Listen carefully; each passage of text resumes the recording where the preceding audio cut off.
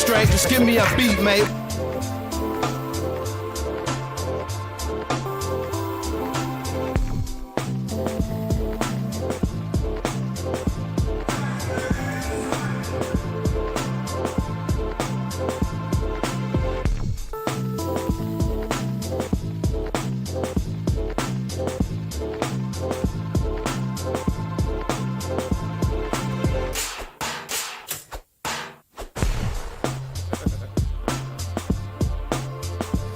And we are live and direct, mother lovers.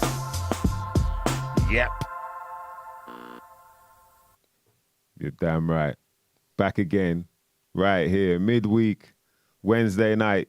You know the place to be right now, mother lovers. It's right here on some shit you might not never know nothing about with myself, MysDiggi, my co-host, Dan DNA. What's going on, bruv? Good, man. You? Good, yeah, all good, yeah. Getting good ready half for a week that. so far. Woo, good Freezing. half a week. Yeah, it's been good, man. It's been good. It's kind of flown by, to be honest. Temperatures dropped. Temperatures dropped like a mother lover. You know what I mean? Like now, the long johns, you got to get the long johns out. Yeah. You can't mess around. Shorts with long johns underneath. Still got the short. He's like, yeah, you're not making me take my shorts off. Hey, you know what I mean? Nah. That'll withstand the cold Got with to me get long to johns. Christmas with the shorts. Is that the mission? Yeah, but I'm cheating a little bit. Yeah, a little bit. a long john a bit, boy. No, man, you can't mess around in this weather, boy. It will switch on you. This morning was bright, sun was shining. Felt like a beautiful, November. It's kind of surprising, to be honest, but yeah, as soon as you step out, you're like, oh, okay. Your toes are like, okay. Yeah, you got to calm down. You know what I mean? But yeah, man, it wasn't too bad. Weekend was okay. I got a bit of work done, writing and whatnot. And got to, there was a gathering for our brother, Dr. Psycho. Rest in peace, Dr. Psycho. He passed away 4 years ago. And so it's like a little memorial. It's a big shout out to Furtz because he put it together. He let us know, like, have a little gathering. We went by the site. Shout out to my cousin. He came through. A few other people as well. And yeah, man. So that was good. And then, it's just fun, like, in terms of when you ain't seen people for a while as well. You get a good catch up and you get to chit chat. Same thing we were talking about. Because we've been so apart. And it's good to see more and more people like on the same wavelength. They're like, Numbers are rising. Numbers are rising. Yeah. You know what I mean? In a positive way. Yeah. So it feels good to be part of that positive light. You know what I mean? People that just see it, just go, oh, wow, I didn't realize, man. Shout out to the common senses. They all realize you lot are smart as a mother lover. I really appreciate you lot. When we get into certain conversations and certain topics and that, it's really good to see how people come back with their bits of knowledge as well. And so we all learn from each other, do you know what I mean? So shout out to Kenny Rebel. I see you. Shout out to your ma. Yeah, I think I said it right this time. Yeah, she kind of gunned me down and said, you know what I mean? You ain't putting in the work on my name. You ain't respecting my name. So shout out to your ma. Yeah. Shout out to PLK. What's going on, brother? Good to see you in the building, mother lover. Shout out to Mr. Green. What's going on? You know what I mean? Shout out to Don Smithered. Yeah, we see you, mother lovers. Yeah, we'll get them all rolling in. We thought we could get ourselves going straight away. Do you know what I mean? Just get in there. Give them a couple tunes, just jump straight in there, mate. You know what I mean? That's how we do it. Nah, she's like, nah, I didn't. That ain't right. I still messed it up, right. boy. That's got her mum's blood on that name. You've got to get it right. Your ma. Yeah. You say it because you don't. Ma. So Dan says it all right, yeah? Yeah, ma. That's kind of messed up, man, that D says it. You know what I mean? I ain't. Because of the, I think work it's on the red hair, red facial hair, and the red tints. The Scottish roots. Did you ever have like full on red hair? Or was it always like just... When I was a baby, we just had a big shock of red hair. No, I was blonde when I was a kid. I was blonde up to about 12 or something. Then it just slowly went... And puberty came in. Went red. Like, right. Like a auburn colour, The fiery and dragon. then that's when you sort of get people, oh, ginger. Oh, for real. Yeah. But it's one of many names. That's all it was. It was one of many things that you could take the piss out of me for. Yeah. Big ears, the name, Dan Dirty Old Man or something like that. You could make a little rhyme out of it. Dandruff is definitely Dandruff. the best one. Ginger, ginger nut, Ginger ginger nuts. Was it Seedless Jaffa? Did you get that? Or No, nah. And yeah, I weren't like red. It's not red. It's just like I was freckly as well, so I've seen. quite a lot of freckles. Yeah. That as well. More endearing though, freckles, isn't it? People call you freckles. It's not that bad. Yeah. Yeah. Nah, freckles ain't too bad. Then I had Freckles really is- bad acne, so then I got called Spotty and all these other. Yeah. Oh, did you It's get not that? bad. Yeah. My life has been just like one of having to just learn to deal with it. In some form of way, just deal with it. Yo, shout out to Bruce Willis, aka Bluefoot, in that house. He said he was blonde till about 8. Wow. Yeah, I can't imagine that, man. No. Yeah, it is funny. Shout out to Gleam in the building. Yeah, because do you actually notice it changing, or is it just, No, not really. It's maybe just A over a gradual, summer or very- something. You just notice over one summer it just doesn't go as blonde as it did because it's sort of like you go when you've got blonde hair, it goes like a bit darker in the winter. Like a bit more browny, and then it's Oh, 'cause only in it's the getting summer it less gets sun. really like pale in the summer, Yeah. and then as you get a bit older, it just starts getting darker. That's something to do with the sun, then, isn't it? There must be some kind of. Is it? Nah, it's to do with like what they call pedomorphic retention. So it's it's quite a big subject. Yeah, he's Obviously. gonna get deep. On it now, man. So we gotta go in. Should we go in on the? You don't want to go in. Was it pedo? Yeah, it's called neoteny is the other name. Pedomorphic. Neoteny. Retention. So the retention Pedomorphic. the retention of juvenile traits into adulthood. So blonde is like babies are born blonde because it's pale and against the pale skin, it keeps everything one color. So like baby mice are born pink with like no fur on them. So mammals generally are born very, very pink. Even you get black babies, as soon as they come out, they're pink, and then the color comes into them within like a day or a couple of days, whatever. So all mammals have like a pink birth, but with some, white people that carries on up till, well, look at Boris Johnson. Boris Johnson's a massive baby. He's a massive baby. He's blonde, and he gets away with everything because he looks like a massive That's baby. a baby for real. He looks like he wears a nappy too, boy. Yeah. So we let people who have got that, so that trait of carrying those juvenile traits into adulthood is sort of small percentage of people have it, but it allows them to sort of get away with more and be more That's angelic. So Christopher Biggins. people treat them as more angelic because they still have loads of these juvenile traits into adulthood. Yeah. Christopher Biggins. Yeah. He's another It's normally one. like blue eyes, blonde hair. Look That's like why- they should wear a nappy. I think that's Christopher I Biggins. think that's the root of the blue-eyed devil thing. Is that these people with blue eyes do get away with a lot, and it's because blue eyes is a very babyish, juvenile mammal thing. Puppies have blue eyes when they're babies. Kittens have blue eyes when they're babies. Or cows or horses. All baby mammals have blue eyes, but with white people, they've retained it into adulthood. Yeah. And people, Wow. like Malcolm X, categorized it as blue-eyed devils because they get away with a lot Yeah. because of the blue eyes. Wow. But we let people with blue eyes get away with a lot because we all love blue eyes. It's a vicious That's why cycle. some It's a people- blue-eyed cycle. That's why some people put blue eyes in. Yeah, Biggins, man. Biggins, he's one of them You're as well, obsessed man. with Biggins. Nah, Blue just mentioned it as Something well. happened with Christopher Biggins. Right. Oh, second podcast in a row. It's true. Because I feel like there's a certain trait with them sort of people that you're like, right, Boris Johnson and Christopher Biggins, they're pretty similar, man. It wouldn't be surprising if you didn't see them in the same place at the same time. It's just the glasses. That's like Boris Johnson just puts And the just the glasses way on they and go becomes on. Christopher It's like Biggie. Stewie from Family Guy, man. Yeah. They're all linked. Yeah. There's some, you know what I mean? Something's going on over, over there. Yo, frequency-less. Yeah, Gleam is going to get deep on us again. Listen, we got a special guest this week. Yeah. Very special guest. I don't know about Mr. Tumble. Who's Mr. Tumble? Don't know. Is he from Lionel Witch in the Wardrobe? Probably. Not sure.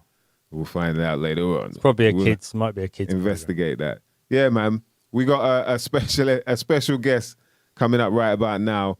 He represents the People's Army. This is a hard-working mother lover, man. One of the people that, when I was obviously going through this whole whirlwind last year, wondering what the fuck is happening, he was one of the people that I kept seeing popping up in the comments and that, with certain people I was following. And we had a few conversations, you know, back and forth about how we felt about this. And so it's good to be able to chat to him now and just catch up, man, see what he's been up to, how he's been navigating through all of this. You know what I mean? So mother lovers out there, all my common sensors, please give him a warm welcome. Give him some fire. Oh, is he not on there? Oh, hang on. Give him some fire emojis, a warm welcome, you know what I mean, in this cold. DJ Snuff of the People's Army, bitches and bitchettes. Where's he at? Yes. What's that? You got a Guinness right there.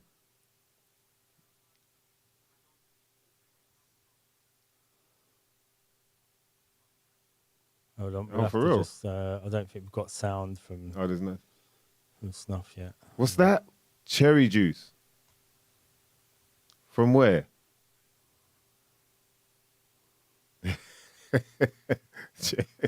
How many cherries you got to pop to get that? Is it? A mixologist.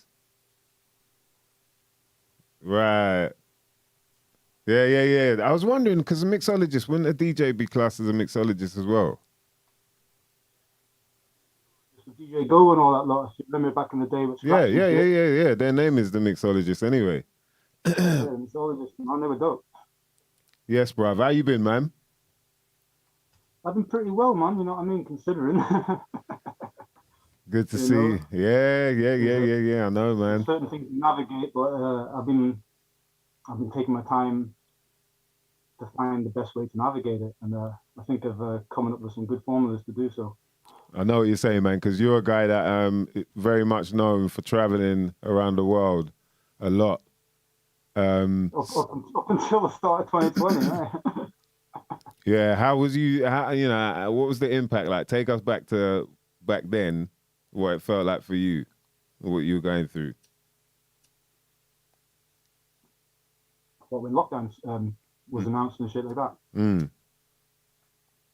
Because none of us were seeing each other, you know what I mean? So we don't know who's thinking what, where, when, and you know, so it's kind of like it's quite hard for people to even, you know, get a sense of how balanced they need to be or what they should be aware of when there's all this mass confusion out there.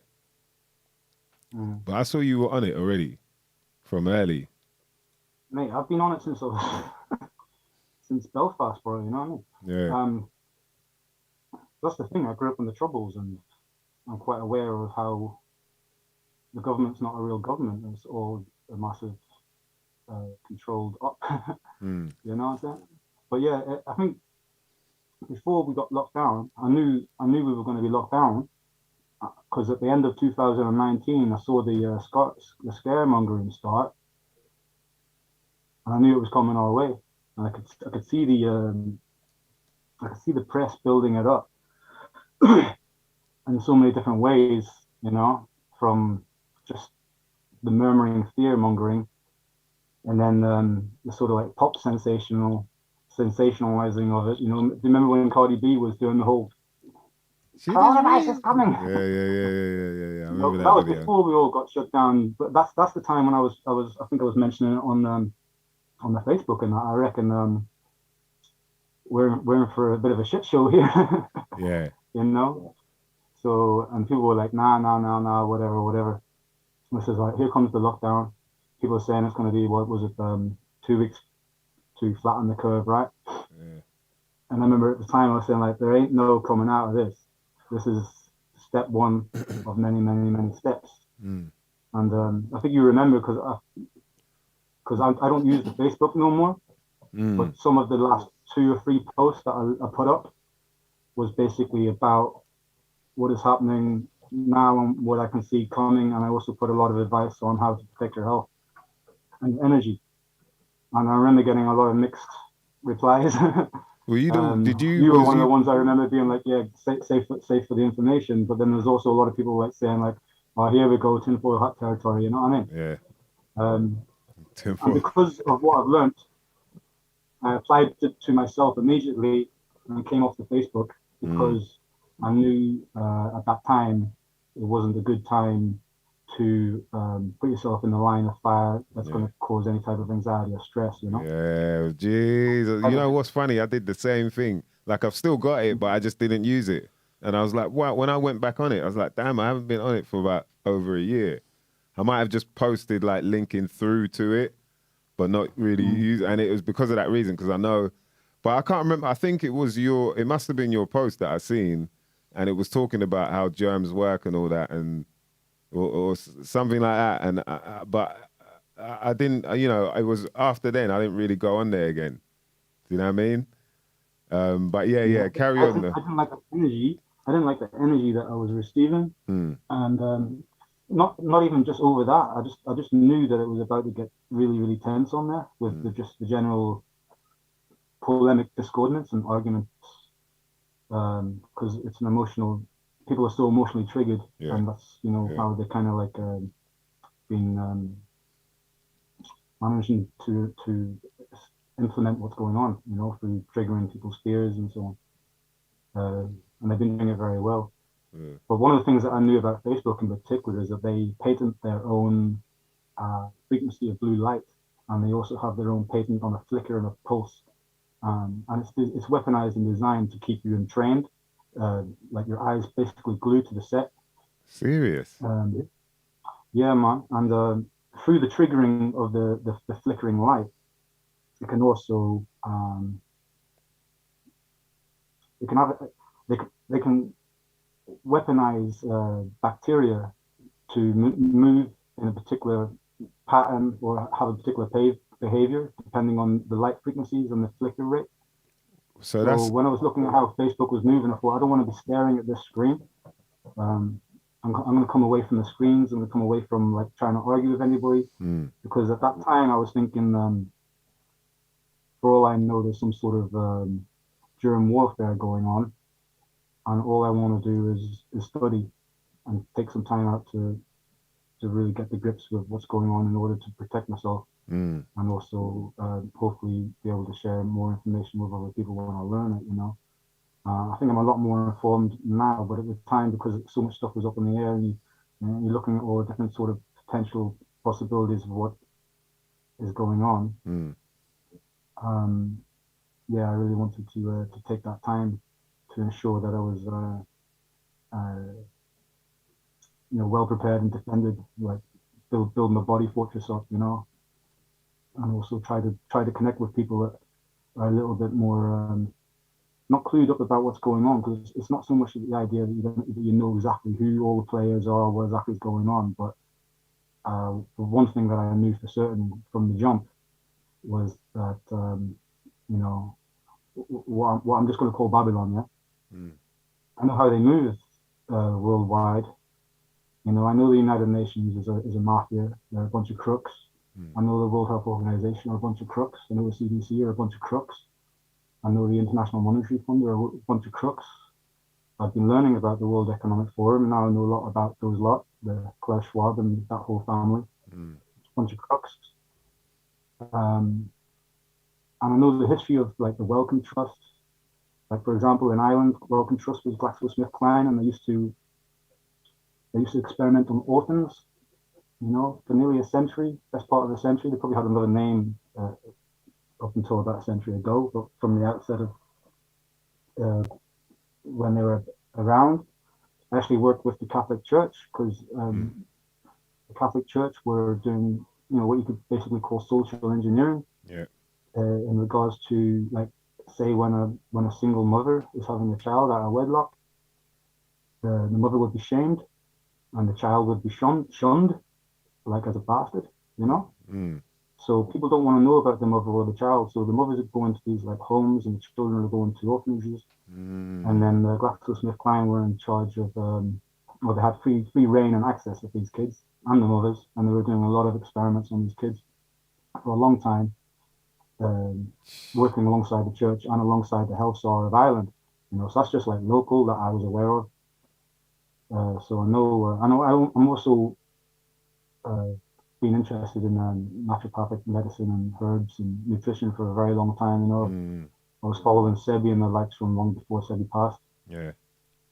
I was already kind of like thinking about the modality of herbs being more synergistic to the body than pharmaceuticals, and pharmaceuticals being, you know, a leading cause of death, in fact, in the world. You know, they call it iatrogenic death, which they say is the third leading cause of death in the United States and a main leader across the world. And I think it would be like the leading cause of death if people were really honest about how these things are also contributing towards the cardiovascular diseases and the metabolic disorders and you know, cancer and so on. Because it's only cancer and heart attacks that are above iatrogenic death, and they can both be exacerbated through medical malpractice and pharmaceuticals, you know. So yeah, I'm just saying, like, I've no trust or faith for the pharmaceutical world. And what really was a massive red flag that was just making me like thinking, off, you're taking the piss. Like, you know, as soon as I saw Fauci, you know, I think a lot of people now are still just starting to get to grips with the idea that Fauci might be a bit of a crook. Yeah, but it's weird. I'm old enough to remember the whole HIV/AIDS thing, you know. And I remember the whole time with Fauci, he's the one who was pushing the AZT. You know, this isn't something that I've been learning retrospectively now, because I was through all that entire shit show. You know, they used to the fear theater, terrorism that we used to do about AIDS. Don't touch anybody. Don't do this. Don't do that. They were saying you can get it off sitting on a toilet seat. Yeah, I remember that in school, man. They'll tell you, oh yeah, if you sit on the toilet seat, you can catch AIDS. It's like, right, you don't want to sit on the toilet seat. Yeah, you put tissue. And what happened to AIDS? Like, we don't talk about AIDS no more. Like, it's like it's gone or something. You know? But this is like the new thing. Yeah. And the more you learn about how even they diagnose and tell you what AIDS is, they kind of like recategorize a lot of already happening diseases and disorders and recategorize them as AIDS.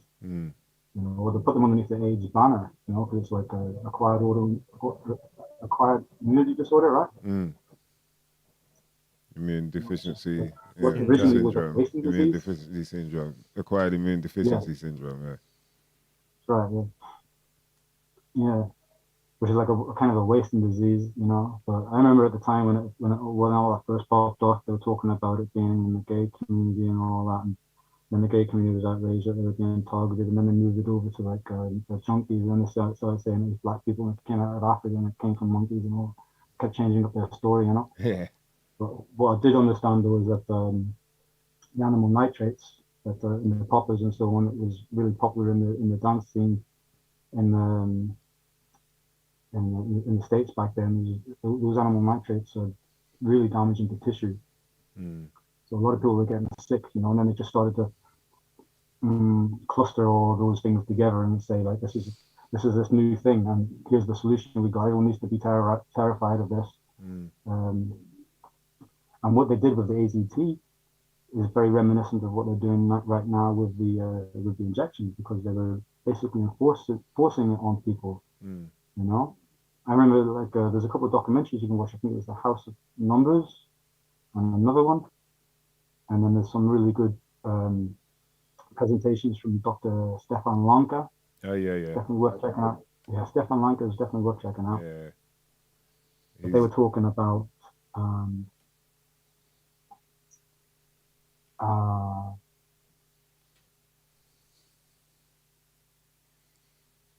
oh boy. Lanka is. Oh yeah. So I'm just trying to remember what it was. The point I was going to make. It was basically. I remember one scene that was just made me think, oh shit, that's I feel really terrible. But they were taking like children away from their mothers when the mother wasn't wanting them to take the AZT drugs because they were saying the AZT drugs were making them feel bad, Mm. you know. But because the mothers were saying like, we're not happy with this, we're gonna take our chances, you know, the naturopathic way. They took the children off the mother, and I thought like that's some totalitarian crazy shit, you know what I mean? And taking children away from their parents who have the best interest for the children. And obviously, this is also after the fact when we've already realized that the AZT is actually what was causing what they were calling AIDS. Yeah. You know, because people are being diagnosed with HIV with the same PCR test that they're using for coronavirus under the same dubious circumstances of the super high cycle amplification threshold, which was just giving people false positives. You know, that's exactly the same device. Yeah, it's And then crazy, diagnosing man. people with that. It's crazy because Diagnosing people with that and then giving people the AZT and then the AZT leading people into disease. You know, I later found out that, for example, your man Freddie Mercury never died of AIDS, he died of the AZT. Your man Magic Johnson, he probably would have died, but he stopped using the AZT. You know? And then here we are today anyway. I was just saying, like, at the very beginning, I was like, I'm looking at Fauci, I'm looking at these people, I'm looking at all these players. In my head, I'm thinking, I don't know what they could be spraying us with something. They could be putting something in the food. There could be something in the air. I have no idea, but I know that these people are crooks and they're out. They're running game on us. You know. So that's what kind of me. One of the comments was Mr. Green. He's saying, so HIV is not real. Is that what you're saying? I'm saying, well, HIV is not a proven causation of AIDS, and AIDS is a quite vaguely categorized as a disease in itself because it's changed definitions so many times to include different things at different stages in its fear marketing. You know, they included, like, there was a time when women weren't really included in the AIDS epidemic, and then they changed it to include something that was affecting women, and then the headlines are reading like women are the fastest rising victims of AIDS right now, and so on and that. But yeah, there's no actual evidence of HIV being the cause of AIDS. You know, you can't find any evidence for that. There's no documentation. There's no study that will prove that. Yeah, it's again, I would reference Stefan Lanka. You know, if you want to research more about that, because he's one of the people who would have been taking a lot of these people to court and having a lot of stuff thrown out because they weren't able to provide the evidence. You know, a little bit like right now when you can't actually isolate the coronavirus, let alone show that it causes the disease, because they've never done any type of Cox postulate or anything like that. But no coronavirus isolated. Yeah, So they haven't isolated any viruses, not just coronavirus. Inside a body, or outside of a body, they haven't isolated any viruses at all. So they've isolated the cells, but only within the body. So there's no evidence that outside of the body any viruses exist. There's evidence that exist in the body, but there's nothing to say that they spread outside of bodies. Because the pictures that they take are always within cells, or the virus is within the cell, so they can take pictures of things within cells. So they take blood or whatever, and then they basically put the blood on. Even then, they can't actually but that's out. Yeah, but it's not out, as in you can't find it on the surface somewhere. No one's found an isolated. No one's isolated a virus outside of contact with human cells or with an animal cell. Oh yeah. I get what you mean. Yeah, so although they say that like corona spreads in the air or whatever, through they open your windows because you can blow away the corona bugs that are in the whatever they say.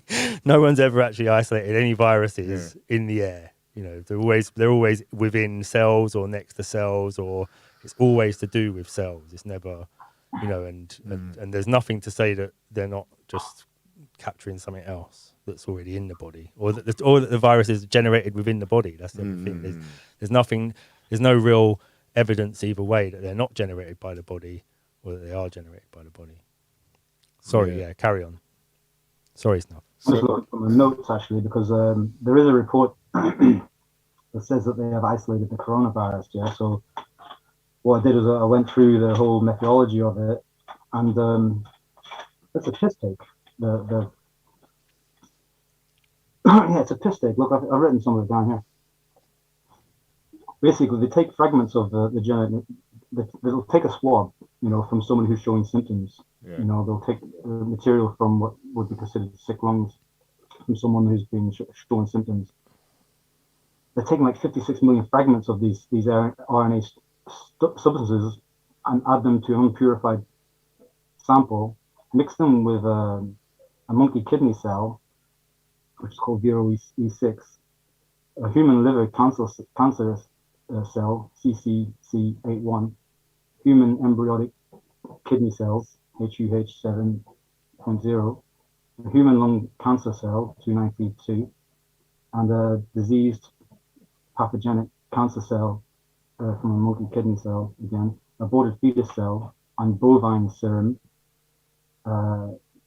incubate them in a mixture, and then test them for cellular damage and cytopathic effect, which they also call cytopathic effect viral damage, which is just an assumption, And then the results was that only the monkey cell, the kidney cell from the monkey, actually is what they're saying was contained the virus because they could see damage happening to the cell. But to me, like the whole. Oh, and even further than that, they only find like a small amount of the genome, and then they use a computer program, GenBank, for it to sequence the rest of what they're telling us is the coronavirus. That's the scary thing, man, is the fact that they can do all of that, and just the fact that they don't say that this is, by the way, this is computer generated, this is in silico. Yeah. The fact that they don't say it means that they just think it's all real. And so they're saying, yeah, this is a variant, but it's actually computer generated, as you're saying. Carry on. Yeah, it's all computer generated, man. It's crazy, man. The software Crazy. called Chimera as well, which is like, got some connotations to it. The Chimera is like a half man, half beast mythological creature, We're using software called Chimera to synthesize, sequence an RNA strand. And it's an amazing technology, like the mRNA. But I'm sure you're aware of as well the guy who pioneered the technology, Robert Malone. He's been very vocal about the dangers of it. Oh, for real? Yeah, like one of the pioneer of mRNA. You don't know about Dr. Robert Malone? Nah. Okay, yeah. Check out Dr. Robert Malone. He's another one of those who's been heavily censored for speaking on it. But the same as when obviously Carrie Mullis, the inventor of the PCR test, isn't around to speak for himself, but he spoke for himself during the AIDS scam. Yeah. He already said very clearly, and he was talking directly about Fauci as well, saying he's misusing this device. He was basically saying like the CDC is all crooks. They're misusing that shit, and he got the Nobel Prize for inventing the PCR test. I actually have a book by him explaining how the thing works somewhere. Yeah, so you got a lot of books there, man. Not playing around. That's where the knowledge is hidden right there, boy. Yeah, they hide it in the books, man. Telling you. Because they don't expect people to go and read. We all got to be students. We all got to be students in it, because the problem is, it becomes a personality game. People are looking for answers about what's going on, so you start to look towards personalities and opinions and what resonates. But that can be fleeting and fickle. You're better off educating yourself and doing as much cross-reference education as you possibly can.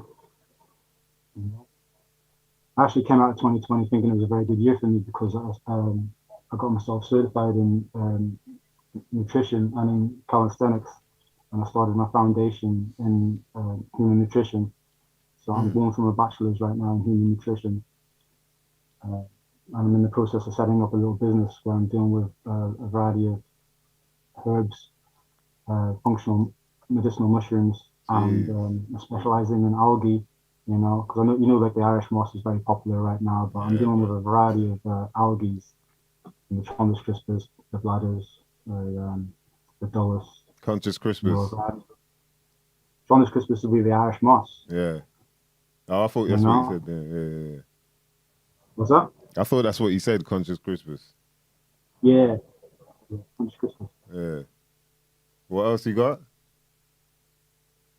That's the one that I'm dealing with mainly, but obviously I'm using dullus, bladder kelps, purple lava, sea spaghetti. But really, I'm looking for the deeply pigmented varieties of the algae that are mature or just premature, grown in the summer in the deep bedrock. You know, because a lot of these algae that people are selling commercially are absolute junk, and I'm getting pretty frustrated with the CMOS hustlers. To me, they're almost as fugazi as the pharmaceutical companies, like, you know. What's the deal with the CMOS? Like, how do people, if you could break down, like, how would people know whether it's fugazi or not, whether it's decent or whether they're being scammed? Because there's a lot of CMOS hustlers now. I know, I know. The first thing I would say to look out for is the color, because if it's the color of me, it's bullshit. You know, it shouldn't be pale. Oh, okay.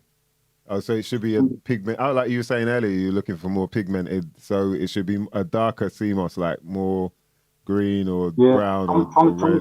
This in the ocean is deep red, brown, purplish. It's like deep red brown. It's a red algae. So is the Gracilaria, the Cartoni. They're all dark. You know, all of them. You know, the reason that we're getting these sort of pale, transparent white ones is because when they're taking them out of the ocean, they're getting sun bleached and the pigments are being destroyed. And sometimes they'll even say on people's branding that it's been sun bleached as if it's a good thing. And I'm like, it doesn't matter who bleached it or how it's been bleached. It destroyed the pigments. Yeah. You know, they're saying like it's like sun-dried tomato or something. It's not like that. Like, because for example, right now, you know, I see you got your glasses on. I should be wearing my I should be wearing my blue light. Blue blockers, man. I got my blue light filters. Yeah, you got me, man. That's what these are, bruv. You know what I mean? You've been staring at these computers for all this long. Can you break down then, do us a favor and break down the benefits of CMOS? Because for people who don't realize why there's such a big hustle game now with CMOS, you got this like, you know what I mean? There's damn near the Silk Road. There's like black market for CMOS. But on the streets, like, you know, you stop at the red light. Someone try to shot you CMOS now. Like, We've gone from selling ganja on the road to selling CMOS. CMOS, bro. You know what I mean? Like, cakes. Well, yeah, bro. Man could get a key of CMOS if man need it, yeah. So what are the benefits of CMOS? Like, why is it so revered now and so sought after? There's a lot of benefits, but a lot of the benefits are not being they're being written on the packaging, the people's gels and so on. But it's not. You're not getting that from a lot of what I'm seeing being sold, because a lot of what's important is the pigments. Like just like right now, see when you're protecting your eyes from the blue light toxicity, because this light is destroying the blue pigments in your retina, in your eyes, and also the pigment system throughout your body, your respiratory proteins, your melanin. These help to replenish what's being destroyed by the artificial light, the radiation. It's destroying the pigment system. So you want to replenish your pigment system with deeply pigmented food, which doesn't have to be the algae, but algae are very rich in cyanobacteria and so on, you know. But beyond that, they're also great for their mineral content and their mineral composition and ratios. Each species is different, so it's a different conversation about each algae. Okay. I should say that first, actually. By the way, CMOS isn't a thing. It's not a thing. CMOS. Mm. It's like saying uh, Grow. plants. Yeah, grow. Yeah, You yeah, know. okay, yeah. You know? So, for one, it's not moss. It's algae, Or right? weeds, you could say weeds, innit? It's like there's loads of different types of weeds. So like, Yeah, you know. But it's like I saw somebody's on their advertising the other day. It said that they had CMOS on bladderwrack. I thought that's like saying fruit and apple. oh You know what I mean? right, yeah, yeah. Yeah. I'm looking at a lot of people, and they all say the same thing. It's got 92 minerals of the 102 bodies, the minerals that the body needs. But that's just a catch-all statement that everyone's using because they don't know they don't really know the value of what it is that they're pushing. Mm, It's good for you, you know, and I really recommend people get more algae. You don't need to go and get the CMOS from your hustler, the gel and all that. I would recommend just like trying to incorporate more like kelp into your diet, nori, like one of the main important parts of the CMOS is that it's high in iodine. mm, Iodine is really good. Like it's a very important part of thyroid function, metabolism in general, and it's deficient in the general diet. It's the reason that they've iodized the salt, mm. you know. But the table salt is kind of like a processed salt. It's lost a lot of its satellite minerals, so it's still not good. But it's at least it's one way of getting iodine into your body. But to me, it's not a good way of getting iodine into your body. The best way of getting iodine into your body is to eat more seafood. I'm not. I'm plant based. You know, I'm a herbivore. I don't even deal with the fish. So I'll eat what the fish eat. So I'm gonna have the phytoplankton and the algae. And if you look at a diet like in Japan, for example, they have one of the highest uh, lifespans on Earth and a very good quality of life and health. And a lot of it is attributed to eating a wide amount of seafood and algae, you know, like the sushi and all that. Mm. But yeah, the iodine is really important. Also, it acts as a gelling agent in the body because when it breaks down, it can help to structure because the body is like a crystal lattice structure. You know, it's built in a way it's like crystals inside crystals. They're like liquid crystals. The blood plasma, um, everything in the body is muscle, including the bone. You know, skeletal muscle. Mm. Um, so it's going to help with the this disparity. Is the right word? Viscosity, sorry, of your plasma and your the integrity of your form. Mm. You know, in fact, it can also act as a Faraday cage in regards to the alien radiation, the alien light, because it's keeping you well hydrated. It's structuring and holding your water in a good way. Yeah. You know, so I don't know if you know about the What? term easy water. Wait there.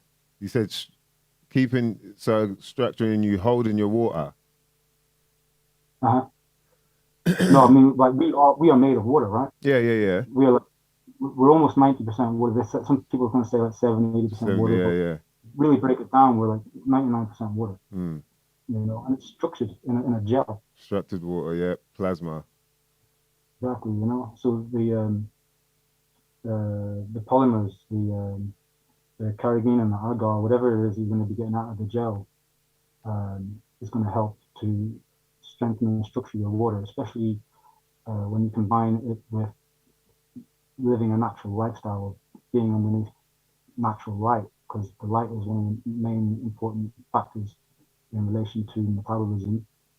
You know, because honestly, like you could get diabetes just staring at the screen all day Mm. because of the way that this light is affecting insulin and everything. You know, you're not sitting down, you're not moving your legs, don't have circulation. But as soon as you've got the sunshine hitting your skin, turning cholesterol into vitamin D and turning arginine into nitric oxide, so you can have more flow in the circulation.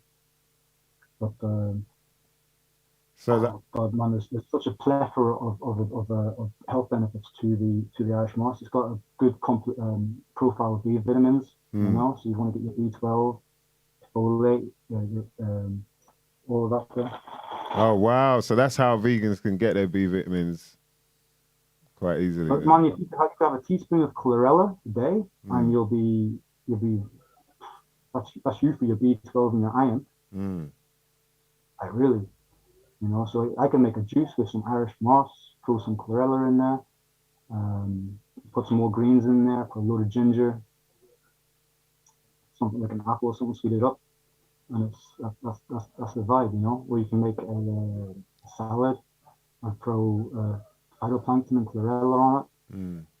Or you can just eat like dulles straight with some lime, you know. One thing I do is like a little trick, because a lot of CMOS is salty, so I would make the flakes, get the dulles and the kelp and the bladderwrack and nori, make it so that it's really fine and flaky, and then use it instead of salt. Because it's already salty, and you're getting those minerals, and you're getting the iodine, and so you can put that on your stir fry, on your soup, on whatever. Yeah. I do that all the time, and I make sure that I've got like I'm getting algae into my diet every day. It's also a great fat. It's got the DHA, you know, which is important for your brain growth. So yeah, it's good for your neurochemistry. It's also full of what we would call sulfated polysaccharides, which is like the carrageenan, yeah. And I could pull up studies for you, like here and now, where they've already done it on the corona. What? In some in vivo studies, because you know the relationship between like the spike protein attaching to the ACE2 receptor site and that whole narrative, right?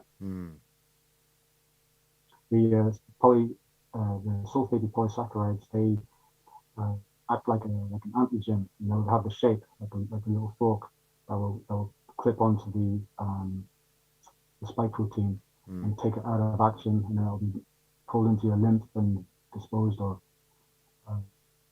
So the sulfur compounds in the moss is really good for keeping your defenses up.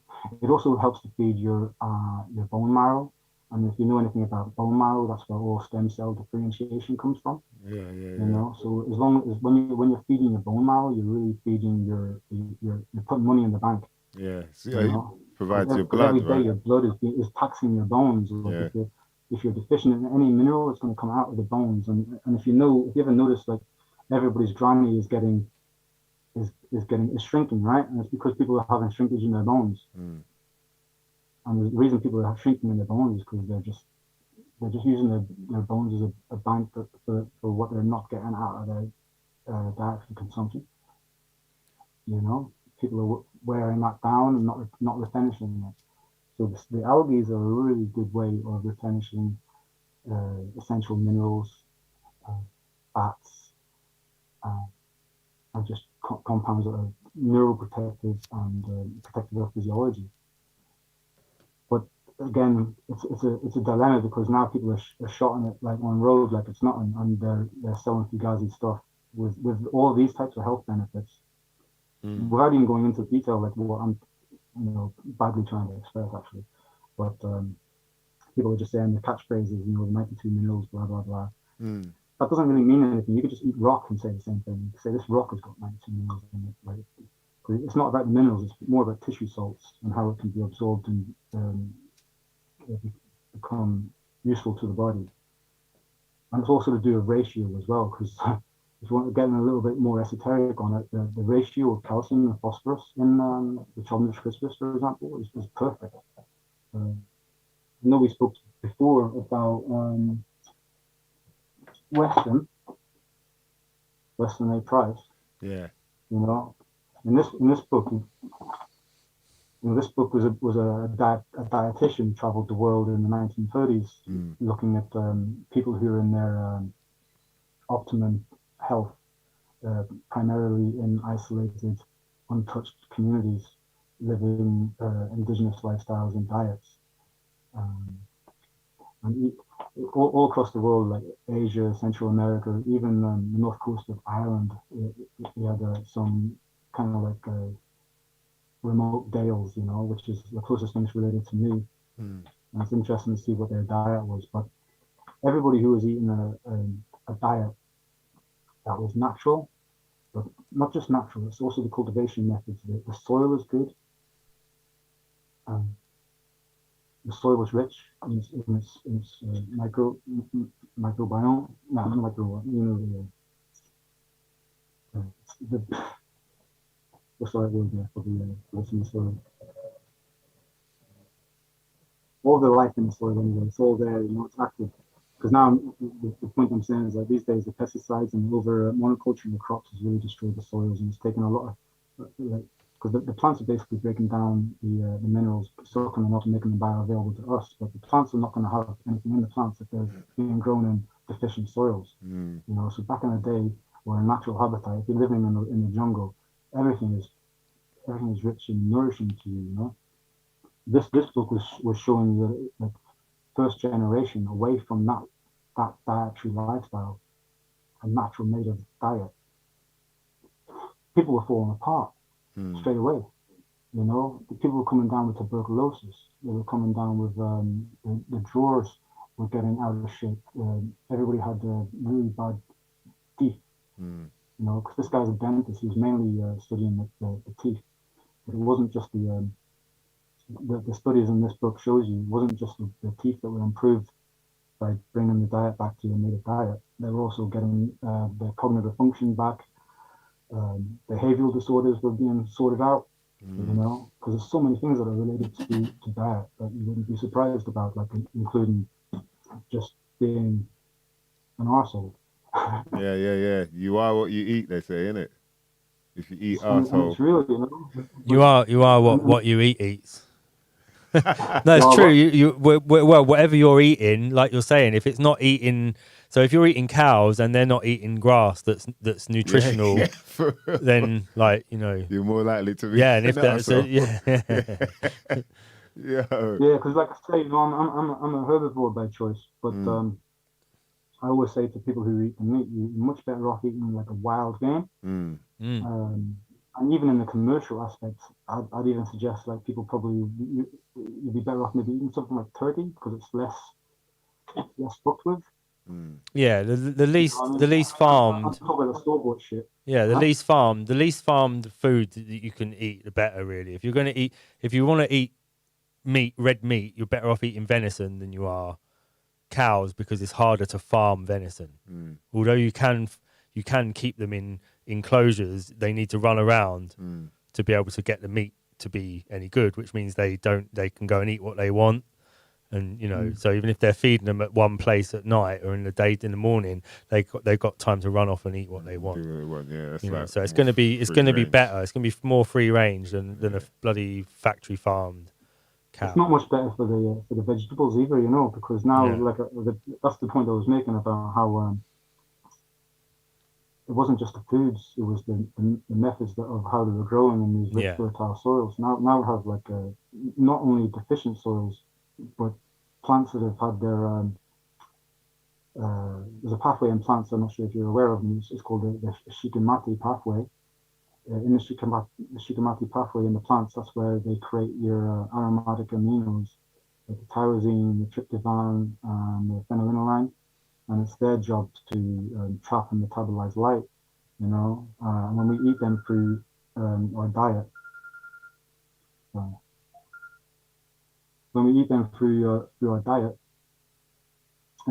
it's neuroprotective. It helps just general physiology. It's really important, for the production of serotonin and melatonin. So having a healthy dose of your regular tyrosine and tryptophan in your body is going to keep you anxiety free. That's one of the things that's really got people messed up right now is anxiety. And I know through 2020 there was definitely a psychological targeted attack to get everybody on their like as shaken as possible.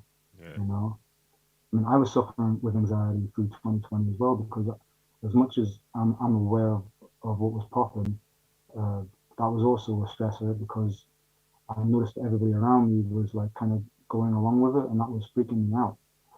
You know, Yeah, the yeah, penny yeah. started to drop for more and more people as time went on, and I found myself with a little bit more of a support circle. And like right now, I'm actually like really past that whole stage. Like I got like a big gang of us now, you know, and I'm noticing it becoming quite more prevalent that people are like going like, oh, Yeah, yeah, yeah, okay. yeah, yeah. It's funny, So isn't it? yeah, it's bizarre, but I wish people would still would correlate what they're feeling now to what they were feeling then, because we all saw the same stuff. We saw people dropping dead in the street and all them hazmat suits and the really over the top Yeah, you mean Lactic. that we saw the videos of that? We didn't Exactly. actually see it ourselves, innit? Like no one actually saw it themselves. Like it was just videos. It was all like imagery and information thrown at us, and we're thinking like, "Yo, oh wow, is that wow?" You know, and It's then some scary bam. shit. But has anyone seen anyone fall dead in the street from, like right now they are admitting it, that it's no more of affecting the flu officially. Well, just Oh, they today, did that last year, man. They but did it last year in March. just today, the No, Italian. yeah, exactly. I know, but it wasn't really like across all of the headlines. They did that. No. It's on the Oh, government website. They put it on the like that was even before the lockdown. It was announced that yeah, it yeah, wasn't yeah, a high yeah, infectious yeah. disease. It's crazy. It's like Yeah. a week or High 2 weeks infectious or before. consequence disease. You can look on the government UK website. Like I think it was like March 17th or something. No, Yeah. before the lockdown, which makes all of the lockdowns illegal and all these criminals ready for some Nuremberg shit. Mm, But the problem is that they've got people playing along with it and they're crooks. So like law doesn't really mean a lot if when they're moving in massive numbers like that and they got so fucking much money.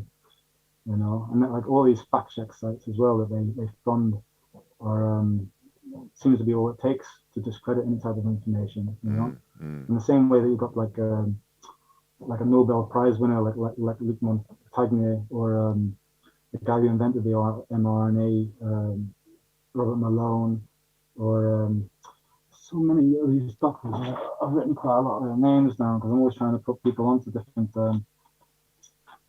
people to check out, like for more information. Because everyone's always like, "Oh, where are you getting all this stuff from?"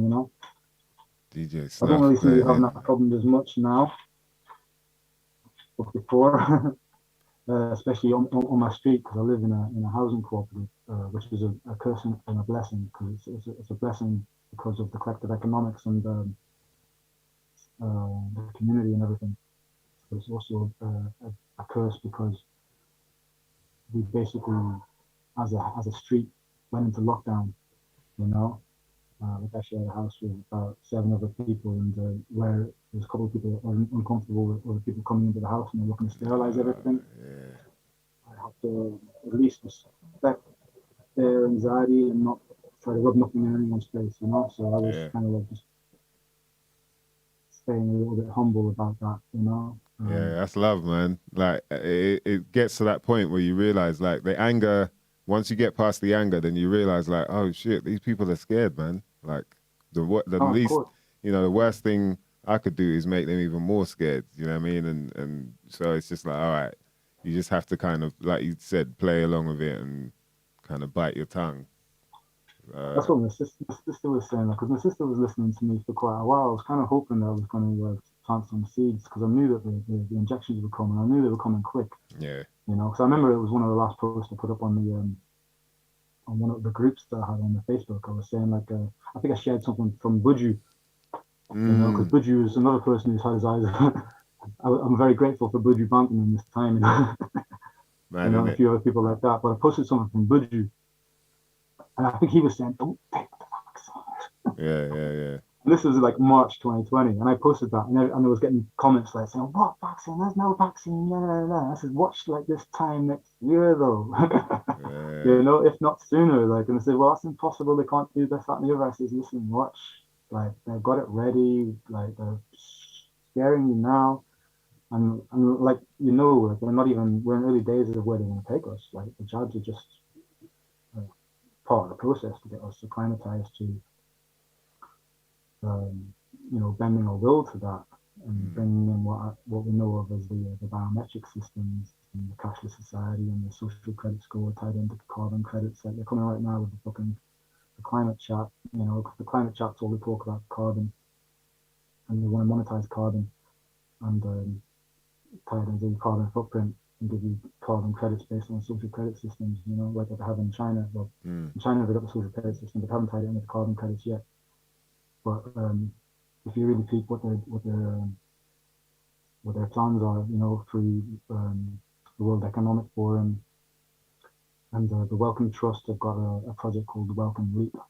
And Wellcome Leap is tied into the transhumanism, the terraforming of the biology, infusing with technology. And you know, your man Facebook just changed their whole thing to the metaverse, whatever they're calling it. You know, The metaverse, boy.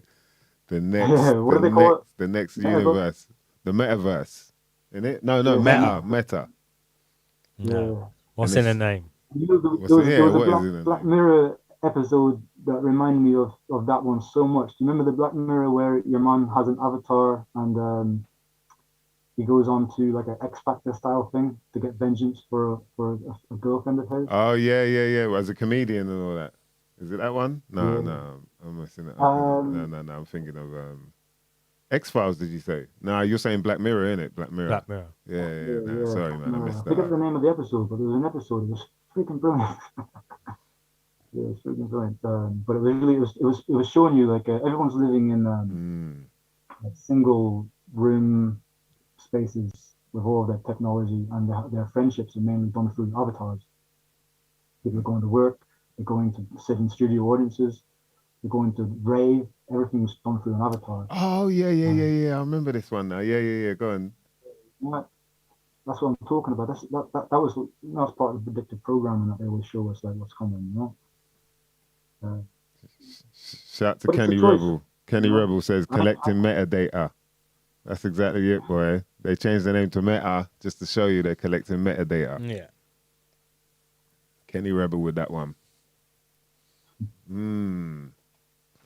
Yeah, I'm not a fan of that, like, to be honest, you know. I got into computer games when I was like an early teenager, and then I think around Mega Drive time, and then after that I never really caught up, you know.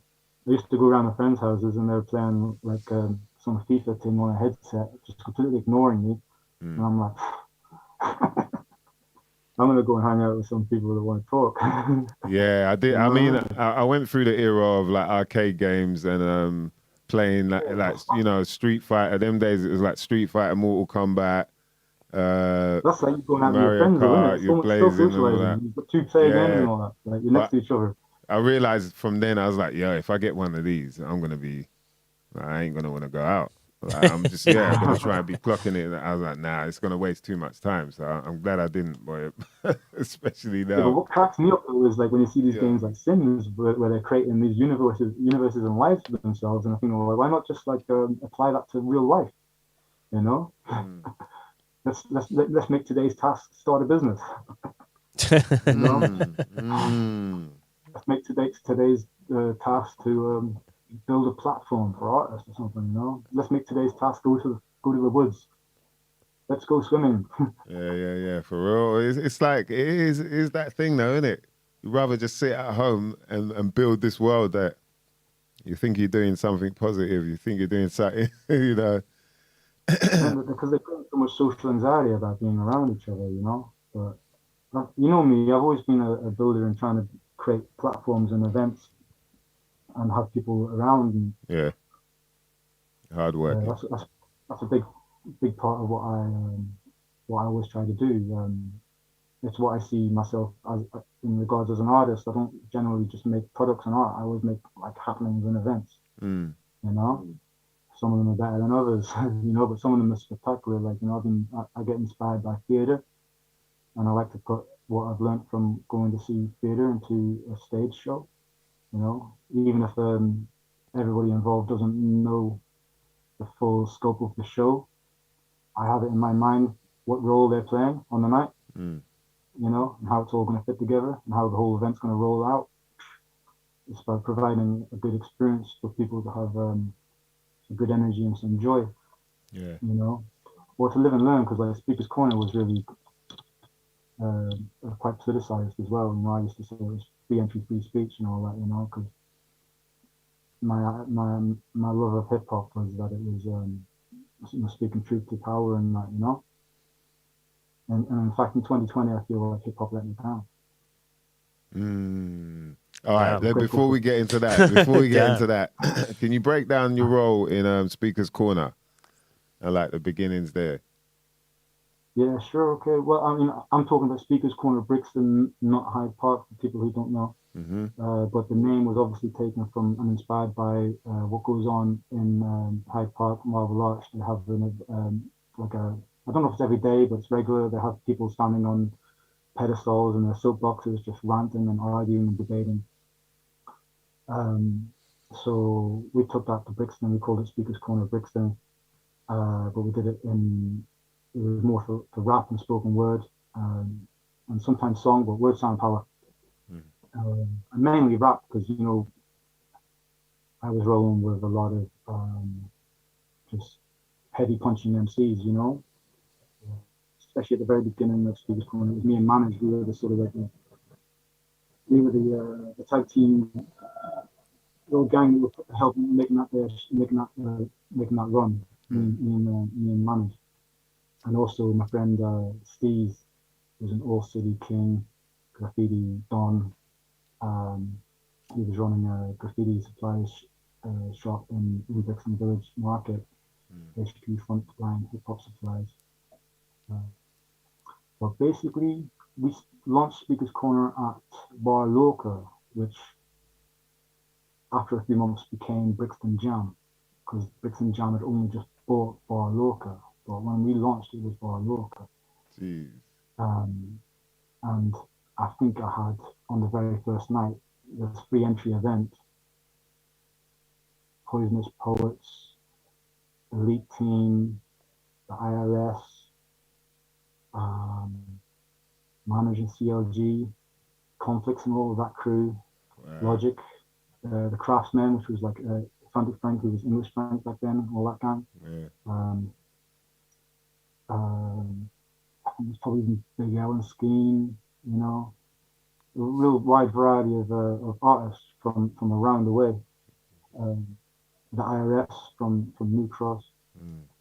But up until the point where I launched Speaker's Corner, I was doing a lot of squat parties with a lot of these same artists, because we were also at that time, I used to DJ at the Deal Real Carnaby Street on the Friday open mic. Yeah. Because I know your original Deal Real Foundation crew. Yeah. No, but I used to come through. Bongos, yeah, that was my Deal Real days. But I used to come through though to Deal Real number 2, Deal Real 2.0. Yeah, Deal Real number 2. Like that. Yeah. So I was there. It was like Doc Brown and everybody was hosting it. I used to DJ Snips and that, you know. But a lot of the artists that were coming through there, like after Deal Real's done, like there was nowhere else really to go. You know, there was a few hip hop nights that were happening. Me and Solo One, we used to do street teaming for a lot of clubs, like Scratch and that, and putting up the flyers and all that kind of stuff. And we were also doing it for the Kung Fu Flyer Pack, you know. Man, I remember. That was that was the name of the night, right? Yeah, that was the name of the event. Yeah, Kung Fu. Yeah. That was brilliant. Yeah. Like you and Sarah and Harry and everything. That was an night as well. Yeah, you know, man. I loved that night at the Underworld, man. That was really dope. Yeah, it was a wicked night, man. But even those two dudes that were running that, I remember asking them about gigs, and they hadn't heard of the IRS or Manager, no one, you know. So I was a bit frustrated, saying like, "There's nowhere, no one's giving us a slide in anywhere, you know." So like, my philosophy in life was DIY or die, you know. So it was kind of DIY, and because we were already doing squat parties and doing all that stuff, all it just needed a venue. We all roll in, and we did the thing, you know. The first few months, maybe even the first year, I was still drinking, and everything was a little bit haphazard, but it was fun, you know. I think it was after I got a little bit more swaggy with organizing stuff, it started to become a really well organized night, you know, where I put the house band together and everything. People might have heard of the Speaker's Corner Quartet. You know, they're back in action right now. They just did a sold out show at the Barbican. Yeah. Tempest and Sanfa and Shrek Hutchins and everybody up on stage again. Tawia and all that. Yeah, that's big, man. That was Quake. I mean, in fact, our house band, if you're looking back then, like, because I introduced those guys to each other for the first day, and they were playing like Mobb Deep and Nas and Wu-Tang instrumentals and all that type of shit there, with the drums, double bass, cello, and flute. And it was kind of wild because a lot of the MCs were just rampant open mic style, listening to them as if they're a backing track, you know. Yeah. We're on stage like trying to guard the cello from all the people who are just trying to grab the mic off each other, you know.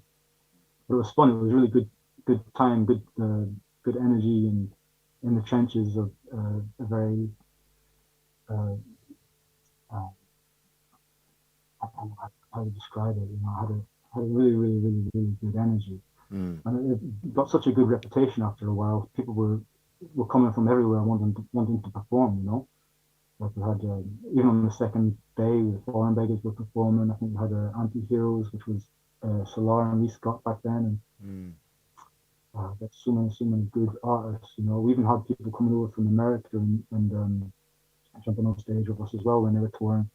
You know, I remember Saigon come through, and Scram Jones and Diabolic and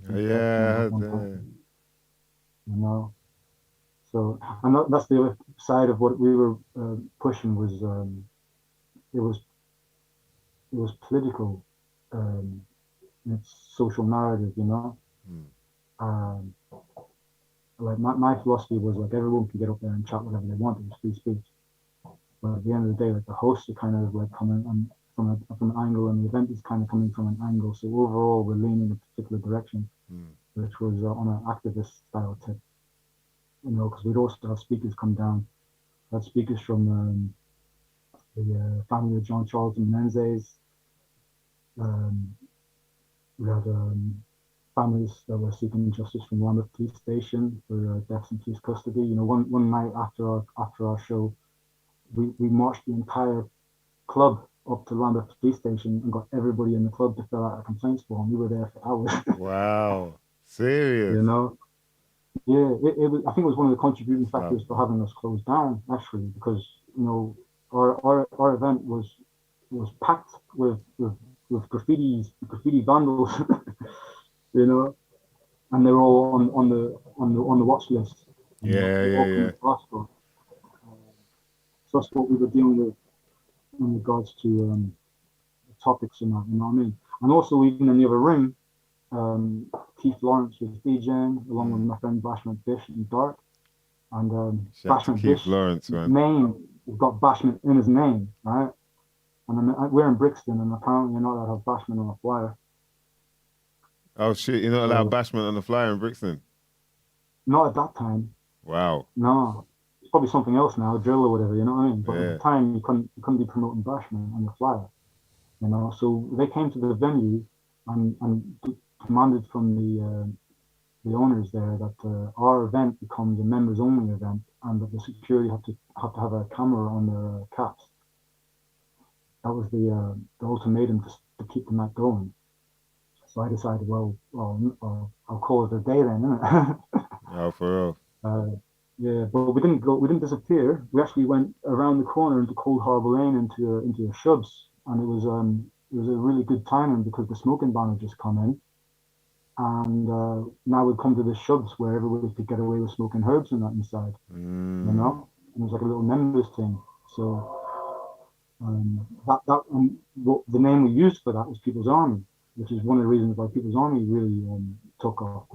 Oh, so that's how People's Army name came about, was from the Shubs? Yeah, from the Shubs, but also it was in one of the Craftsmen lyrics. You know, Craftsmen is what I was saying is Frank and Prodigal Son and Manic. I think it was Prodigal Son had a lyric. It was like, "We need a People's Army." Then Frank got carried away, as he does, and went and had 1 billion hoodies printed. And that was it, you know. And now we've got all these hoodies. That's it with the People's Army. Right? Wow. You know, but obviously that's how it started for us. But you know, we're also associated, or at least myself and a few people I work with are also associated with Dead Prez. You know, but it wasn't the same People's Army. It was just the name came about the same way. You know, but we connect with Dead Prez, and that family later on down the line, you know. So we've built the bridge between the People's Army and the People's Army. Wow. You know what I mean? We're on the same page, really, you know. Yeah. RBG That's hip-hop. deep, boy. That's deep, Yeah. bro. It's still going. There's been a big People's Army was popping during that time. Logic was putting out his music, Frank was putting out his music, Loki was down with what we were doing with, he was putting out his shit. There was a lot of other people that were associated with us that were moving, but then it kind of went quiet. But it's kind of back in gear right now because Logic has set up a studio called the Kingship, and he's been basically just doing open studio sessions, letting people come through and making compilation albums under the name People's Army. Jeez, what's it called? So people can head down there if there's any MCs that want to head down there, or singers it's called, even. Kingship. Kingship. It's in, Caledonian Road. All right. But you're best to hit up Logic or hit up Kingship Studios, I think it's called, on Instagram. Heavy. Yeah. And you can definitely get involved, especially if you're feeling what we're about. But to be honest, it's more flexible than what I am with my immediate circle. You know, People's Army is a place to nurture talent. We're not going to refuse anybody. Oh, wicked. You know, yeah, we like to try to bring people into the fold and help them with their artistry. You know. So you're saying no matter which level you're on, or no matter which level you feel you're on, come through. Do you know what I mean? And even better still, if you think there are some like gaps and things that need filling, these guys, People's Army can help you. You know what I mean? Like nurture that style and become a better artist in whatever, you know what I mean? Whatever angle. I really appreciate that, man. That's because just being around other artists is inspiring exactly. anyway. You know, when you pick the levels, you got to kind of raise your levels. You know, or just do your own thing as long as what you are doing is authentic and solid. You know what I mean?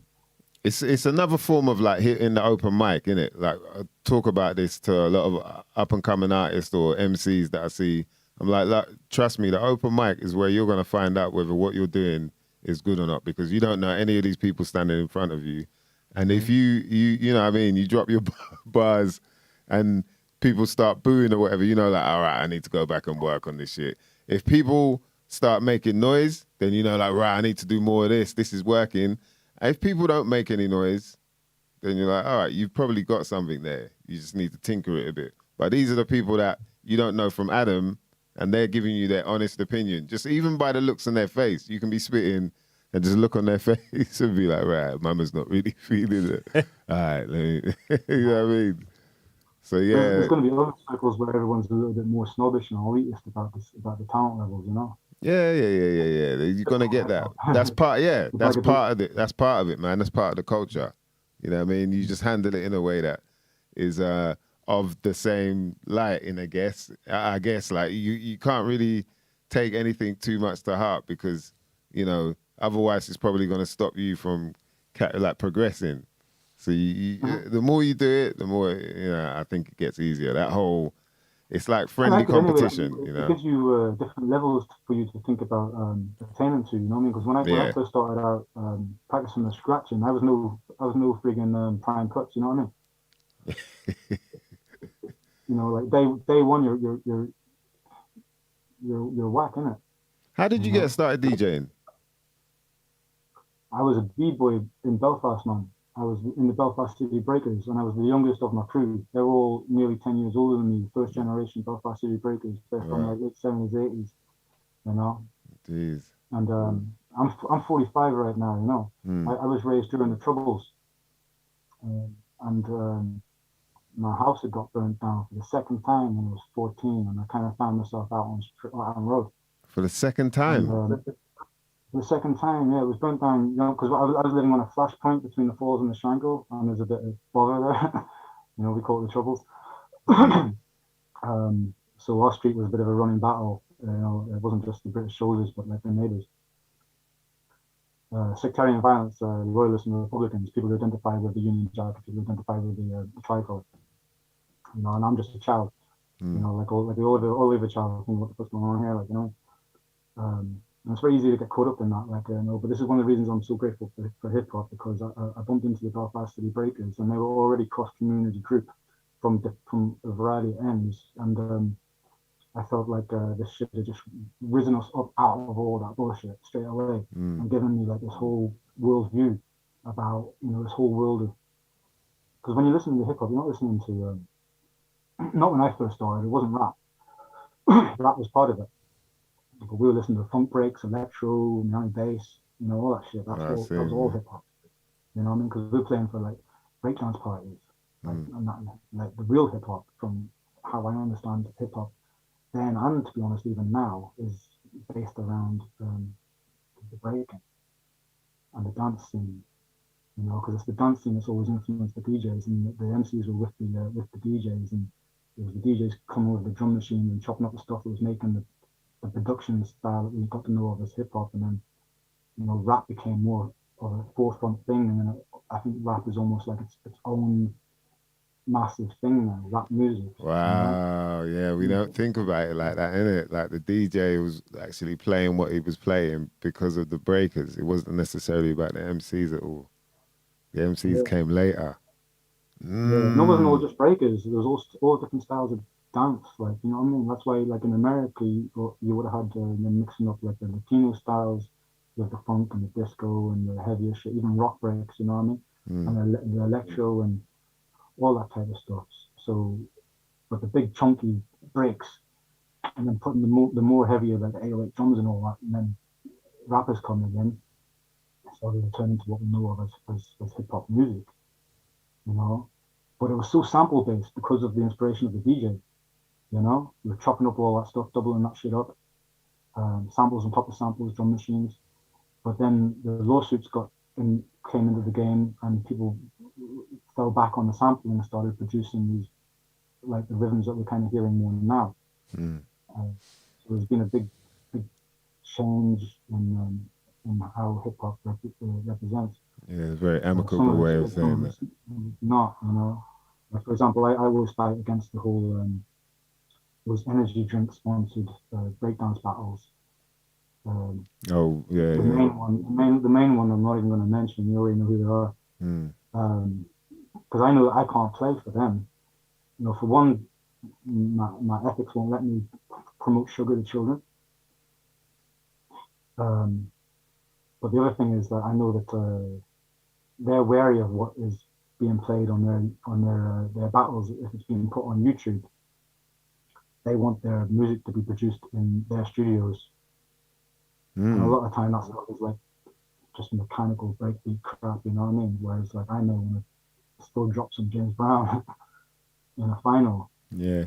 You know? And they're like, no, that's not gonna, because they gotta do some royalty vibe or whatever. I'm like, I'm not feeling that approach no more. I just like I like what it was that saved my life, you know?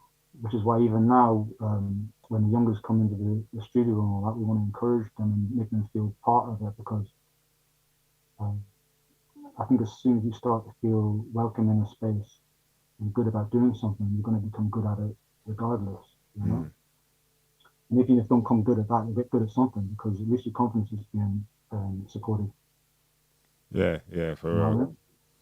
So in terms of the DJing stuff, like, what was it that, you know what I mean, drew you in and you was like, okay, this is what I want to do? Was it the fact that you were seeing them, you know, getting these breakers? Do you know what it was? It was because like, they were all so much better at me at breaking, and I was feeling embarrassed, like, trying to catch up. And one of the dudes, Scotty, B-boy DJ Scotty in Belfast, yeah, he had the decks in his house and he had all the old school records. And I was like a younger, hanging around with them. Like I said, I'd come kind of like on the road, and it was only them guys that were kind of looking out for me. My friend Boogaloo Boo, me and him were like best mates. We were like kind of like ravers, you know, just on a squat flex, you know. Yeah. He's a b-boy, dope b-boy Boo. And then there was the two twins. John just passed away recently. Got R.I.P. John Madden. So there was John and William Madden, and there was B-boy Steve, and there was Paddy G, and Stoney.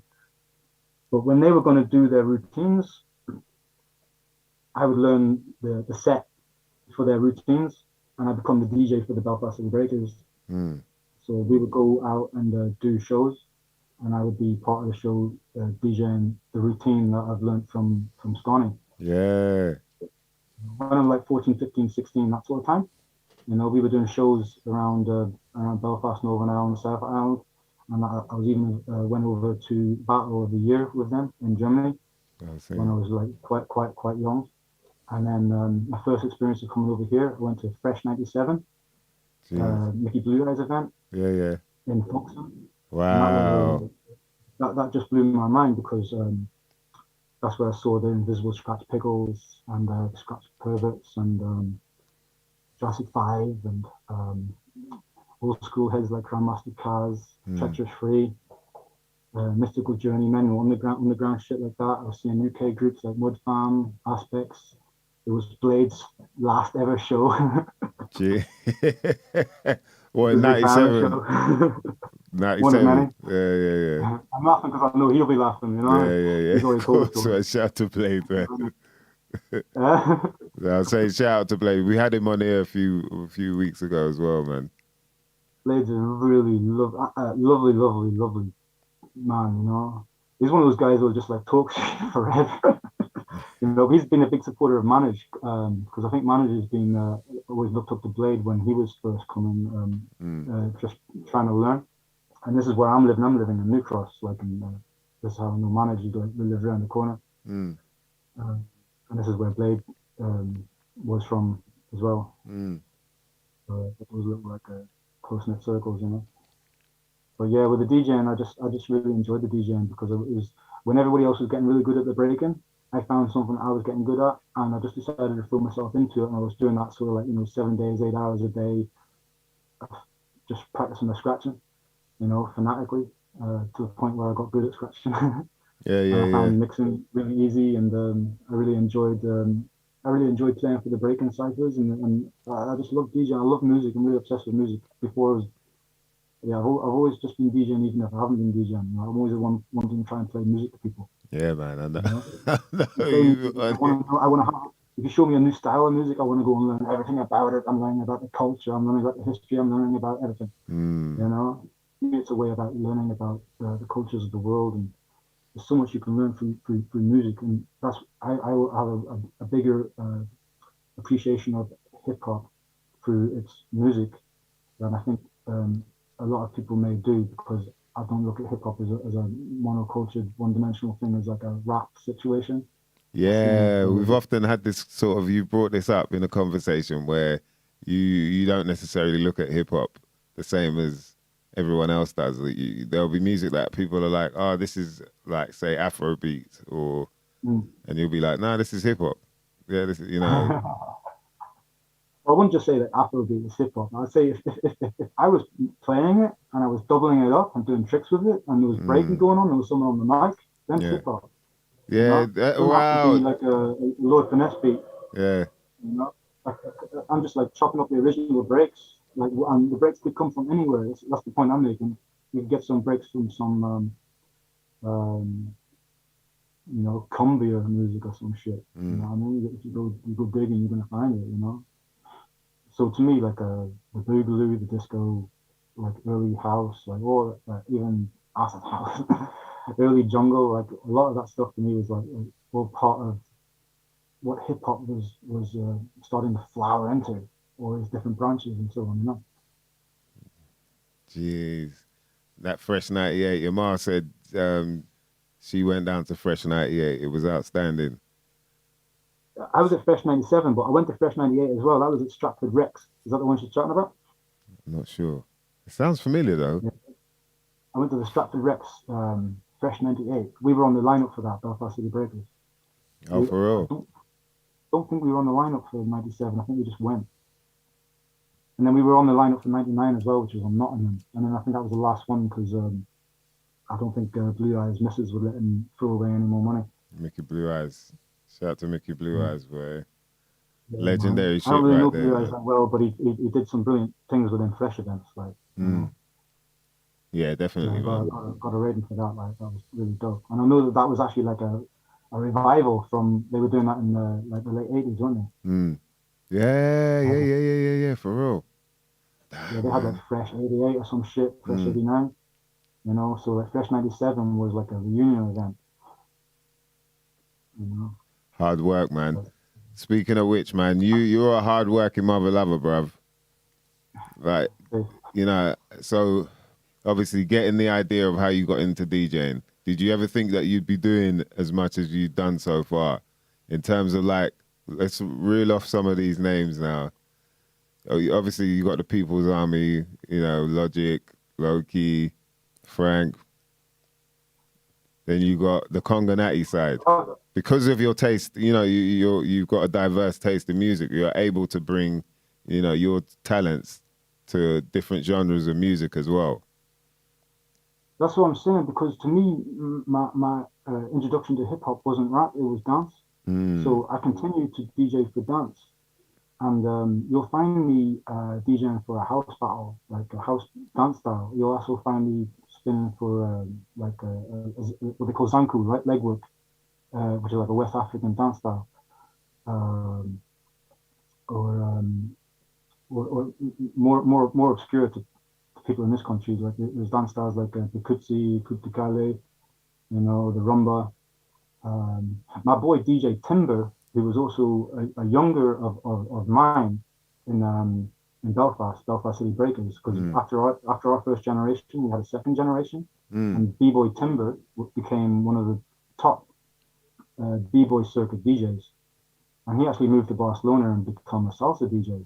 But he's still chopping that up like in a hip hop way, and he's doing salsa dance battles, and then he's jumping on the B-Boy battles. So to me it's dance. So when I get into Afro beats, it's because I'm excited by the dancers. You know, on the house dance floor, it's the same way. My relationship with reggae is more because of the word sound power and the spirituality of it and the Bon mm, Babylon of it. I relate to that mm, in the same way that I relate to a lot of rap. But as a DJ, I've really been engaged with the international competition dance, cultural dance, and the fusion and those sort of like social circles, Because I even know here in London, there's like different bubbles of hip hop that may not even be completely aware of each other, but because I'm sort of in this place where I go to the dance world and go to the rap world, mm, I'm seeing different communities, Because I know like there's a promoter, a French promoter who's been living in London forever, D-Lo. I'm sure you would know D-Lo. mm. Yeah, A lot yeah, of yeah, people man. don't. Dilo's always running like he's gonna have a dance event on like right now somewhere. He's like me, but just strictly in dance world. Yeah. I'll be DJing for them, and their style. It's still a hip hop event, But again, they're still on that playing hip hop, funk, electro, house, uh, and everyone really having a great time. And you'll find as well that it's much more mixed in regards to male and female as well. Because rap had a bad stigma for just bringing the man's out, which has changed in recent times, thankfully. But there Mm. definitely was a time when we were going to, like even early days of speakers, it was mainly the guys coming out. It was more when we started getting the hot clubs like Loki and that, and like Rice Issues, more girls would turn up. But now there's much more girls on the mic as well, which is Mm. like that's really changed the dynamic as well. On top of that, on top of everything, Yeah, in fact, I yeah, think it's everywhere. a lot of the women are leading the way right now. Yeah, you're right about that, man. You ain't lying, man. Mm, So yeah, mm. so from these different mixtures, like I said, Conganati. All right, shout out to IBMCs.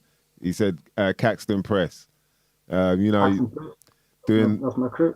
EO Paxton Dub. Press came later after Chain of Command, and Chain of Command came after Expect No Mercy, because that was the same lineage. It's always been me and Manage, Mm. you Shout know. to And Manage, right boy. now, Manage is running his label, Lab Lab 79.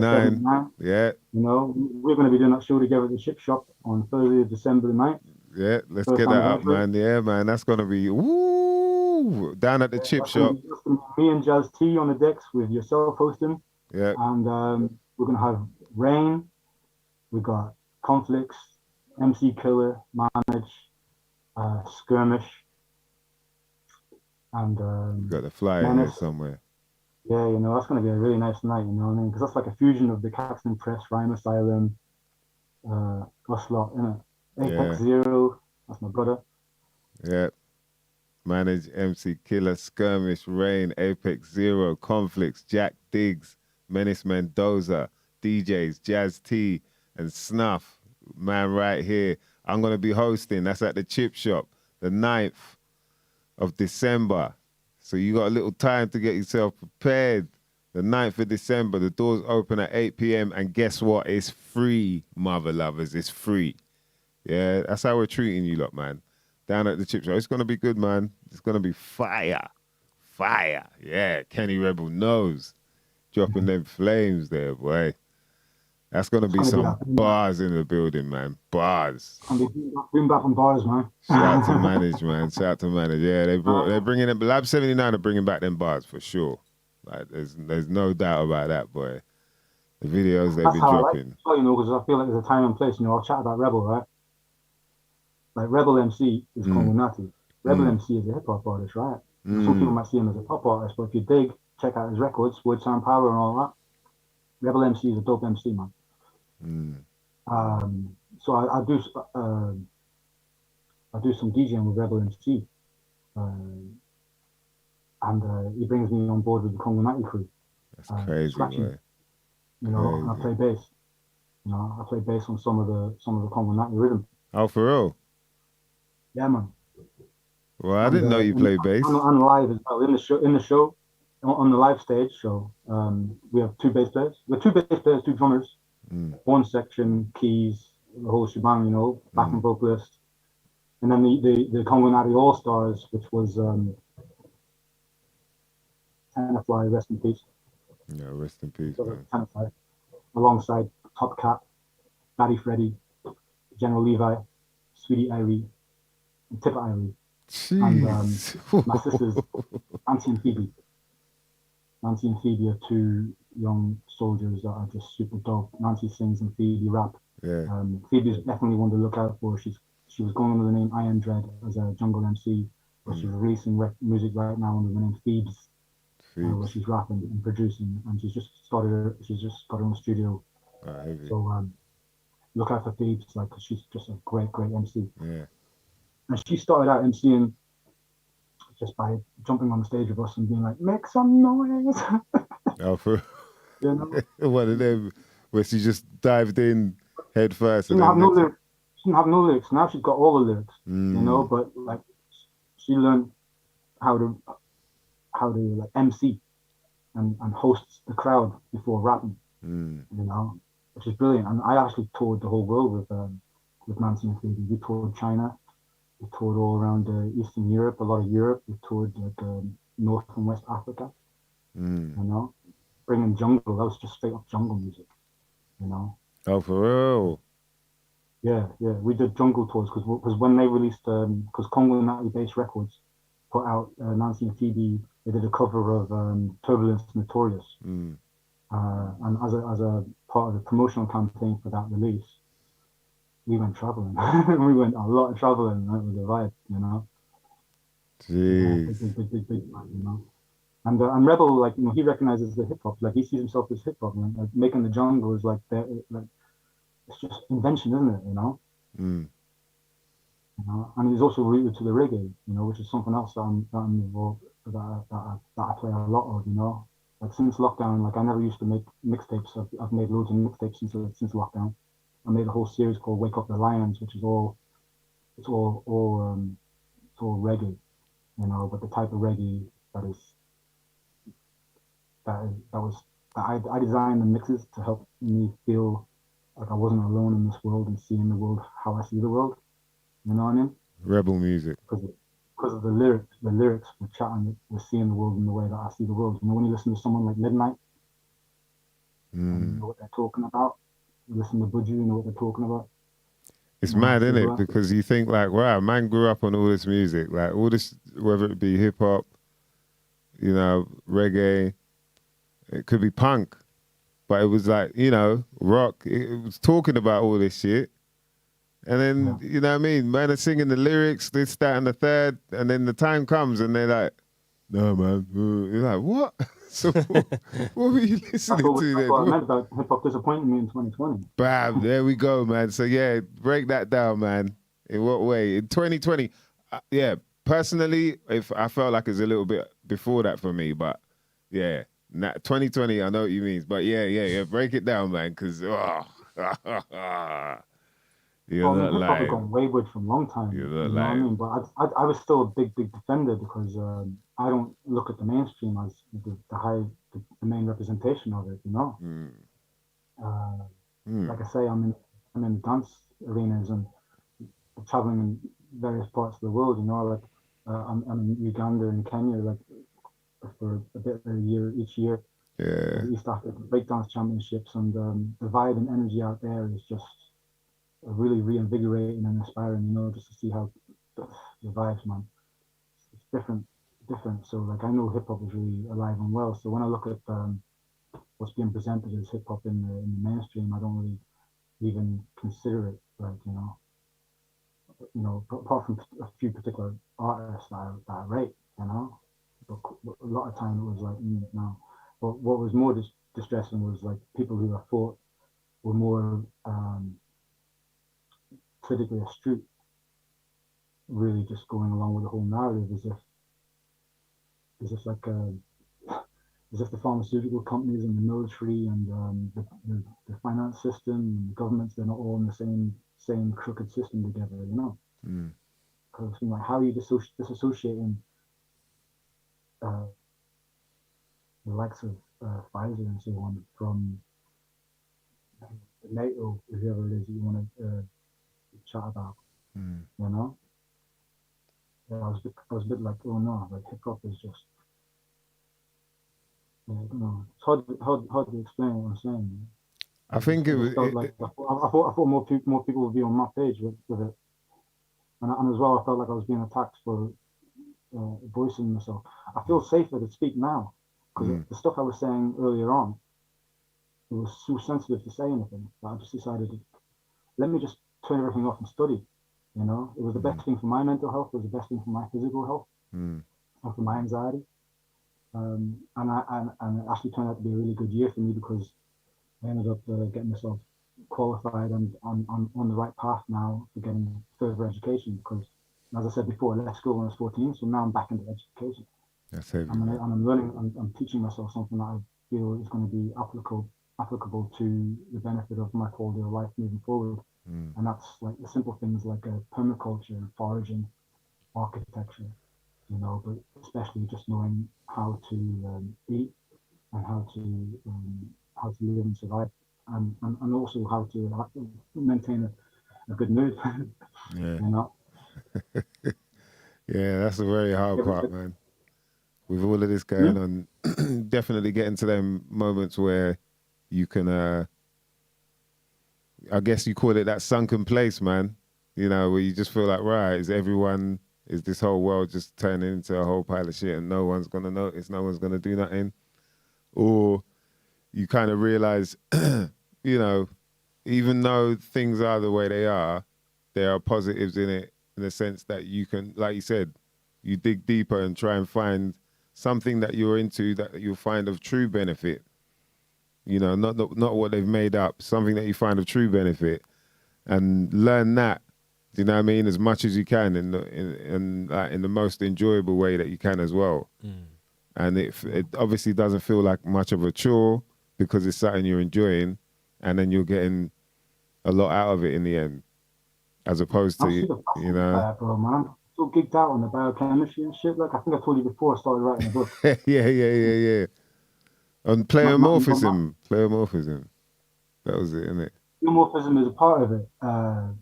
It's because I was finding it difficult to express myself, even in situations like this. I don't think I'm as articulated as I like to be when I'm writing, but even on social media and so on, like expressing something and getting a lot of attack, and then it becomes a friggin' back to back, like Facebook PhD or whatever, you know what I mean? And it's just insulting, and really, Yeah. I can't be bothered.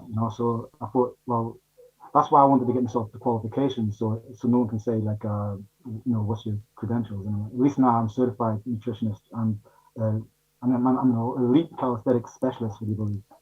which is basically I learned the physiology and the muscle groups and what exercises works what, and this, that, and the other. And the reason I even got into the calisthenics is because of the naturopathic medicine course that I was doing. The teacher on that course made us do the calisthenics course because we needed to learn some basic physiology to move forward in what we were dealing with in the diet. Because we were also learning at the time that you can't sit on your arse all day like some lazy so-and-so and expect herbs to fucking do everything for you. Like for example, like the bones are what we call piezoelectric, and that means they create charge through friction, and that the friction happens through motion. So whenever you're exercising and creating motion, there's a charge that is generating growth, and that's really necessary. So is that what strengthens the bones? Because they talk about like doing heavy weights strengthens the bones, but you're saying it's just movement. It doesn't necessarily have to be. Both. It's both. I mean, pushing yourself. The best thing to do, I'll tell you. I don't know how much time we have here, but I'll let you in on a little secret. In Hindu, there's a mystical plant called soma. Oh yeah, suma. Yeah, I've heard of suma. It's like soma an adaptogen, right? It's like a plant that is meant to be like an elixir of life, and it's unknown, undiscovered, or it's hidden. But it's really only hidden in allegory to what they would call the profane, but really it's biology, and the plant that they're referring to is inside the body. When you press a plant and you get an oil to excrete from it, like an essential oil or so, it's because you apply pressure, like a cold press. Imagine now you're doing a plank, and you're holding yourself to the point where you're trembling. You ever do that? Yeah. It's a really, really, really, really good exercise. I recommend everybody does it at least once a day for a minute. Like, because when you start to tremble, you're pushing a reverse inertia on your organs, so you're burning off visceral fat. So it's going to help to protect against cardiovascular disease. Fatty heart, fatty liver. Going to protect against that because you're burning that off. It's also going to help to clear the blood of excess sugars. But what's even more special about it is that when you get to the trembling point, you're breaking what's called the lactic acid threshold, and when you do that, you're essentially squeezing the brain stem because of all this pressure that you're putting on your body. And as you do that, there's a growth hormone that is excreted from the pituitary gland called somatotropin. Somatotropin is what we talk about as the elixir of life, because it's a hormone that is involved with growth and repair. So if you can do like what we call like an isometric hold, like a plank or any other type of hold, where you're just keeping yourself in one position where the body is, feeling on the inside, you're going to start to produce these growth hormones, which when you go into your rejuvenative sleep state, the body will start to repair the damage that you've been doing during the day and build back better, which is the great friggin' World Economic Forum phrase right now for our future enslavement. But I put my own twist on it.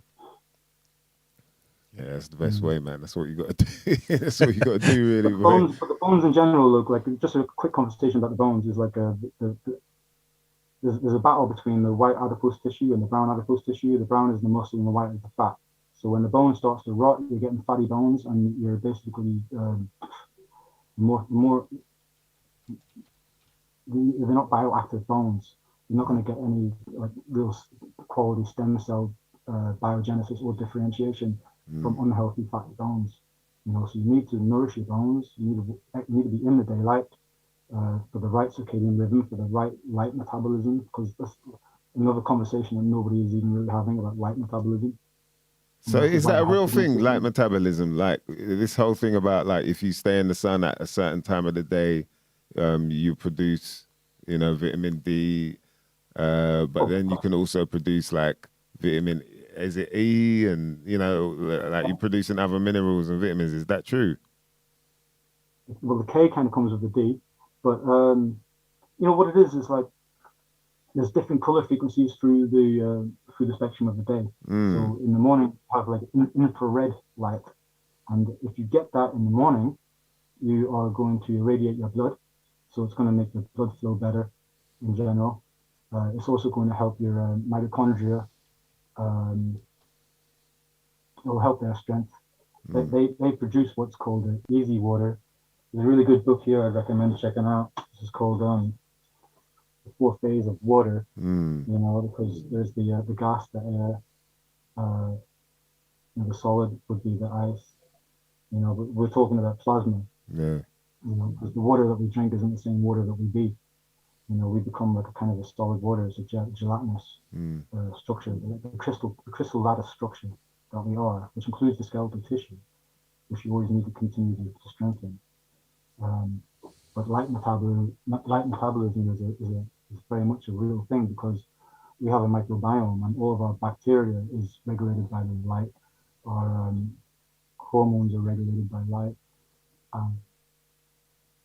Kidney systems are all about. It's one of the reasons why the Wi-Fi is a problem, because the Wi-Fi is almost like having the sunshine on 24/7. That's not natural for the body. Because of the frequency that it's radiating. That's because of the frequency it's radiating. Yeah. So you just made me think of something I wanted to ask about to do with the light. Okay, so it's more to do with hormones as opposed to vitamins or minerals. Is that right? And obviously we call vitamin D, but it's actually a hormone as opposed to a vitamin. Well, it's just it's it's just different terminologies, but a lot of times it's the same thing. Okay, so it's not a case of you look at the sun and then you produce like magnesium or iron or vitamin C. No. Okay. You need to get your magnesium in your diet. Again, the Cmos is really good for magnesium. Dark leafy greens are good for magnesium. Epsom salt foot spas and baths, good for magnesium. And everybody should really consider how to get magnesium into their body right now because there's a deficiency in the magnesium in the people, and it's really necessary to have your defenses up with that shit right now. Maybe I'll plug my laptop in. Yeah, we were talking about that. Yeah. Where can people get CMOS from, or the people were asking about the algae? If there are any places you can recommend getting some of that good stuff. In the UK, I can't really recommend anybody who's making a gel that I trust apart from my own, and I haven't got my products out yet. In America, I would go by KT the Arch Degree, Blue Pill, Mama Pill, Dr. Inky. But you could swerve all of that and just eat more algae in general. You don't need to go and find yourself, because everyone's trying to sell you this pale moss that they haven't even prepared properly. It's actually dangerous for you, a lot of it that they're selling. I would just say try to eat more seaweed salads. Get dulles, get kelp, get nori, just get chlorella, especially chlorella. Just introduce that to your diet. Learn about it as well, so that you don't. It's unlikely that you're going to overdo it. And if the more you get into it, you'll realize as well that if you're going to go be foraging, there's all the coastline algae are edible and they're all good for you. Oh, wow. The ones that are more washed up might be more acidic. So as the tide goes out and you go a bit further out, you could live off that shit. It was known as a famine food in Ireland during the starvation of our people. A lot of us survived by eating the algae. Wow. Because there's protein, there's fats, there's minerals, there's a lot of everything what you need in there. Is that why they call it Irish moss?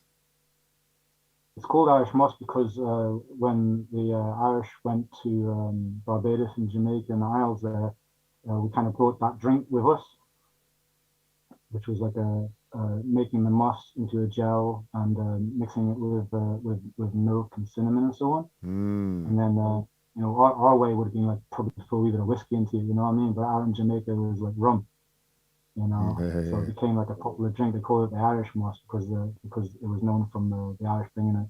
It was like it was popular amongst us, and then it was popular amongst the Rasta, you know. And then Sebi repopularized it again now in recent times, and everyone knows about moss because of Sebi. Yeah. But the unfortunate thing is a lot of people are not copying what Sebi did or have any real true understanding of what Sebi was doing. You know, because Sebi was making a real gel, a colloidal tissue, a solution.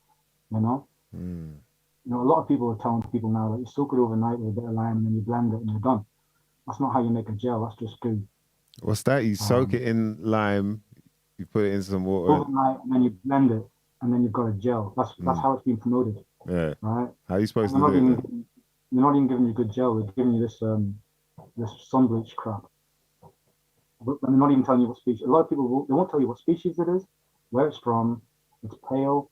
They're giving you all the sales pitch stuff that they've heard from someone else, and then they're out there telling you this gel is if it's going to solve all of your health problems, and it's not. It's going to cause you more problems. A lot of that stuff is going to clog up your colon and even potentially lead to fucking cancer. Wow. The proper way to make a gel is through slow, low heat for several hours, up to like 4, maybe even 7 hours of a very, very, very low heat. Oh wow. You know? What Sebi would do, he would use the Chondas crispus and he would mix it with the bladderwrack, and then he would use the gel as a carrier for all of the herbs that he would also add. You know, sometimes he would make the herbs into tinctures and drop the tinctures into the solution, and as the colloidal solution is forming, you know, all the molecules of everything that has been included all start to disperse at equal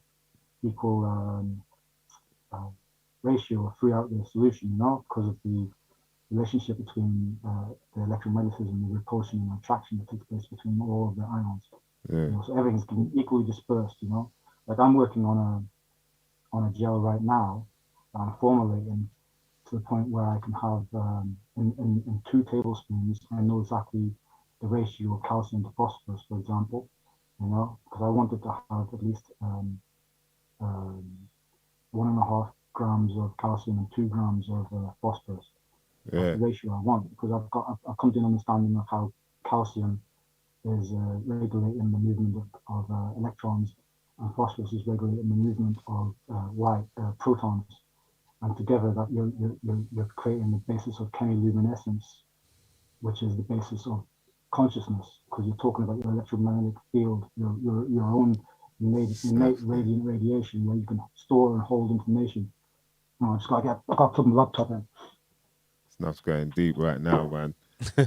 You're locked into some shit you might not never know nothing about. We got our brother DJ Snuff breaking down some gems for us, man. This is what I'm talking about. Very interesting. See how we don't get to communicate and we don't find out these things from each other. Yeah. This is where we can do it, man. Telling you, boy. I actually need to put together a study group, and I'd welcome anybody to join me. You know, because these are quite esoteric subject matters. Because I'm studying human nutrition right now and naturopathic medicine, and a lot of that I'm doing at a foundation level towards my bachelor's. So I'm just doing basic biology and anatomy, physiology, physics, and so on. But I'm much more interested in the more esoteric side of stuff. Yeah. Because I'm also in a kind of a group. We're just straight up geeks, you know. But we're studying a lot of the Commission science, Dogon science, folkloric medicine, mystery schooling, entheogens, you know, ethnobotany, you know. Wow. And the applications of all these herbs throughout the history, and also trying to get little foraging trips going as well, you know, like getting out there looking for mushrooms and herbs. So where can people get hold of you? What's the sort of easiest way, or your most not what way do you prefer people to get hold of you? Easiest place to find me is probably Instagram, DJ Snuff1, all spelled with the O-N-E, DJ S-N-U-F-F-O-N-E. If anyone hits me up with interest in wanting to learn these types of stuff, I reckon I would probably make a group. Yeah, you should set up a Telegram group or something like that, man. Yeah, I'm not even on Telegram yet, but I would do that. You know? I know. Because what I would... Number one. It's DJ Snuff1, we spell it O-N-E. Yeah, you got it. You know? Because, like, let me see, I can show you their books, you know? Science and esoteric wisdom. Jeez. So someone was asking, Kenny Rebel was like, do you make like a shake drink with it? With the CMOS. Yeah. The gel that I'm making, you know, I was just mentioning right now about the balance of the calcium and the phosphorus, but also with the gelatinous nature of it and so on. I also fuse it with cannabis oil, cold pressed cannabis oil. I've got one that's CBD, but I've got the one that I make like for the manzan is cannabis oil, and I also mix it with manuka honey, you know. And I've also really amped up the shikimic acid in it as well. I don't know if you've been listening to any of the doctors that are talking about how to counteract the effects of the spike protein, but shikimic acid is another thing that's very protective about all that. Jeez. But anyway, like when you make it, the way I make it, because I've got like a bit of manuka honey in it, and I've also got some star anise and licorice root and so on. It's got kind of a nice taste to it. You can take like a big spoonful and you can add that to a smoothie, and whatever you add to the smoothie is going to mask the taste of it. So yeah, you can definitely add it to a smoothie. For the best benefits, I would say a green smoothie is going to be better than something that's just loaded up on sugar, because you don't really want to be drinking a big thing of sugar anyway. You know, that's another mistake a lot of people who make smoothies are doing. Some people are smoothing themselves into diabetes and don't even realize it. You know, like even all these like carrot juices and shit, that's all sugar. You know, you may as well be drinking freaking Coca-Cola or some of that shit. It's fructose though, isn't it? So it's not really the same. It's fructose. I know, but when you've juiced it down, you're drinking such a quantity of it. You know? But I think your body processes the two differently though, doesn't it? Rather glucose and fructose. No, I mean, it's definitely going to be better than the refined sugar. Yeah. You know, but still a lot of sugar. You know, and it's been stripped apart from its fiber often. You know, because sugar needs to be attached to your fiber. Yeah, you should really be chewing food rather than drinking food. Do you know what I mean? Really, if you're gonna have smoothies, you should just eat the fruit. It's just, especially the chewing action. The chewing action also is important. I say, juice your salads and eat your fruit. Yeah. Yeah. Right. Okay. Juice your salads. I've come a long way, so I've got quite a palate that's susceptible to bitter taste. I enjoy bitter flavors now. You know, a lot of people wouldn't stomach nothing bitter. Everyone needs the hyper sweet or the hyper salt. The further you move away from the sugar, yeah, you're right. You get the appreciation of other flavors as well. Yeah. Yeah, because there's a lot of good bitter flavors out there. I actually start to really enjoy like different bitter tasting things. You know, like chew on some cola bitter or something like that. But with the moss, again, you can add it. Another thing I would do is make a tea. You can make a tea, put like a couple of spoons into some water, heat it down, it will become a liquid, and you could add it. You can melt maybe like 2 medjool dates into that. You know, that's going to be sweet. Add a spoonful of ginger powder and a load of cinnamon powder. That's a lovely drink. Like a syrupy drink. You know, it's very nice. You can add like a tiny little bit maybe to your oatmeal, to your porridge. I recommend people eat organic oats, you know, because organic oats are really good source of free floating testosterone for your blood plasma, and that will also help to combat the cortisol levels, which cause anxiety and stress. So if anyone's dealing with anxiety and stress, which I know everybody is, oats will help. You know, it's not going to solve the problem, but it's going to be an aid. Yeah. You know. You can also put it in baking. Your bacon, if you're making like some buns or cake or whatever, you can add the gel. It'll work as a raising agent. You can add it to soup. It'll act as a thickener. You know. In fact, see the thing about the CMOS, a lot of people don't know as well, is that the smoothie and the gel stuff and all that, like, that we're seeing being hustled on the street, that's really small fry compared to what the industry is about. Because the industry is a multi-billion, near $1 trillion business. What? So a lot of The CMOS business? Oh, you mean the pharmacy? The CMOS business is a multi-trillion-dollar business. Wow. Multi-billion-dollar business, and it's reaching the $1 trillion business realm. Yeah, there are about a couple of books. Jesus, man, I didn't know that, boy. Damn. This is what I'm talking about. Not for making smoothies though. In the pharmaceutical industry, they use the algae in their culture dishes, in the putrid dishes. Yeah, you know? yeah. They use the algae in that. They use it in pharmaceuticals as a carrier, but mainly it's also in the food additive industry as a thickening agent. You know, and it's also in other. So you'll find it in ice cream. You'll find it in mayonnaise. You'll find it in toothpaste.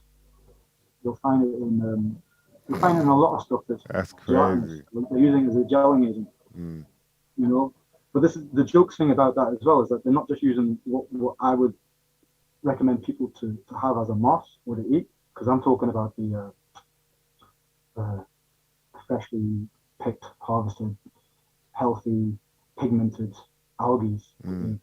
Whereas the stuff that's being sold, it gets the name industrial moss, and it's industrial moss. And the reason that it's been bleached so much is because they don't want all of that benefits. They just want to break it down to its basic carrageenan, so that they can use it as a thickening agent.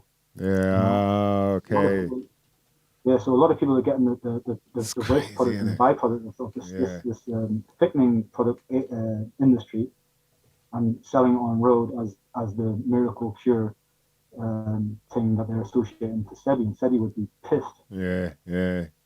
So would it be, someone asked about spirulina lastly. I'm not spirulina because I think it goes moldy too quickly. Don't smooth it. Okay. Spirulina. I recommend chlorella. Chlorella. The spirulina is being heavily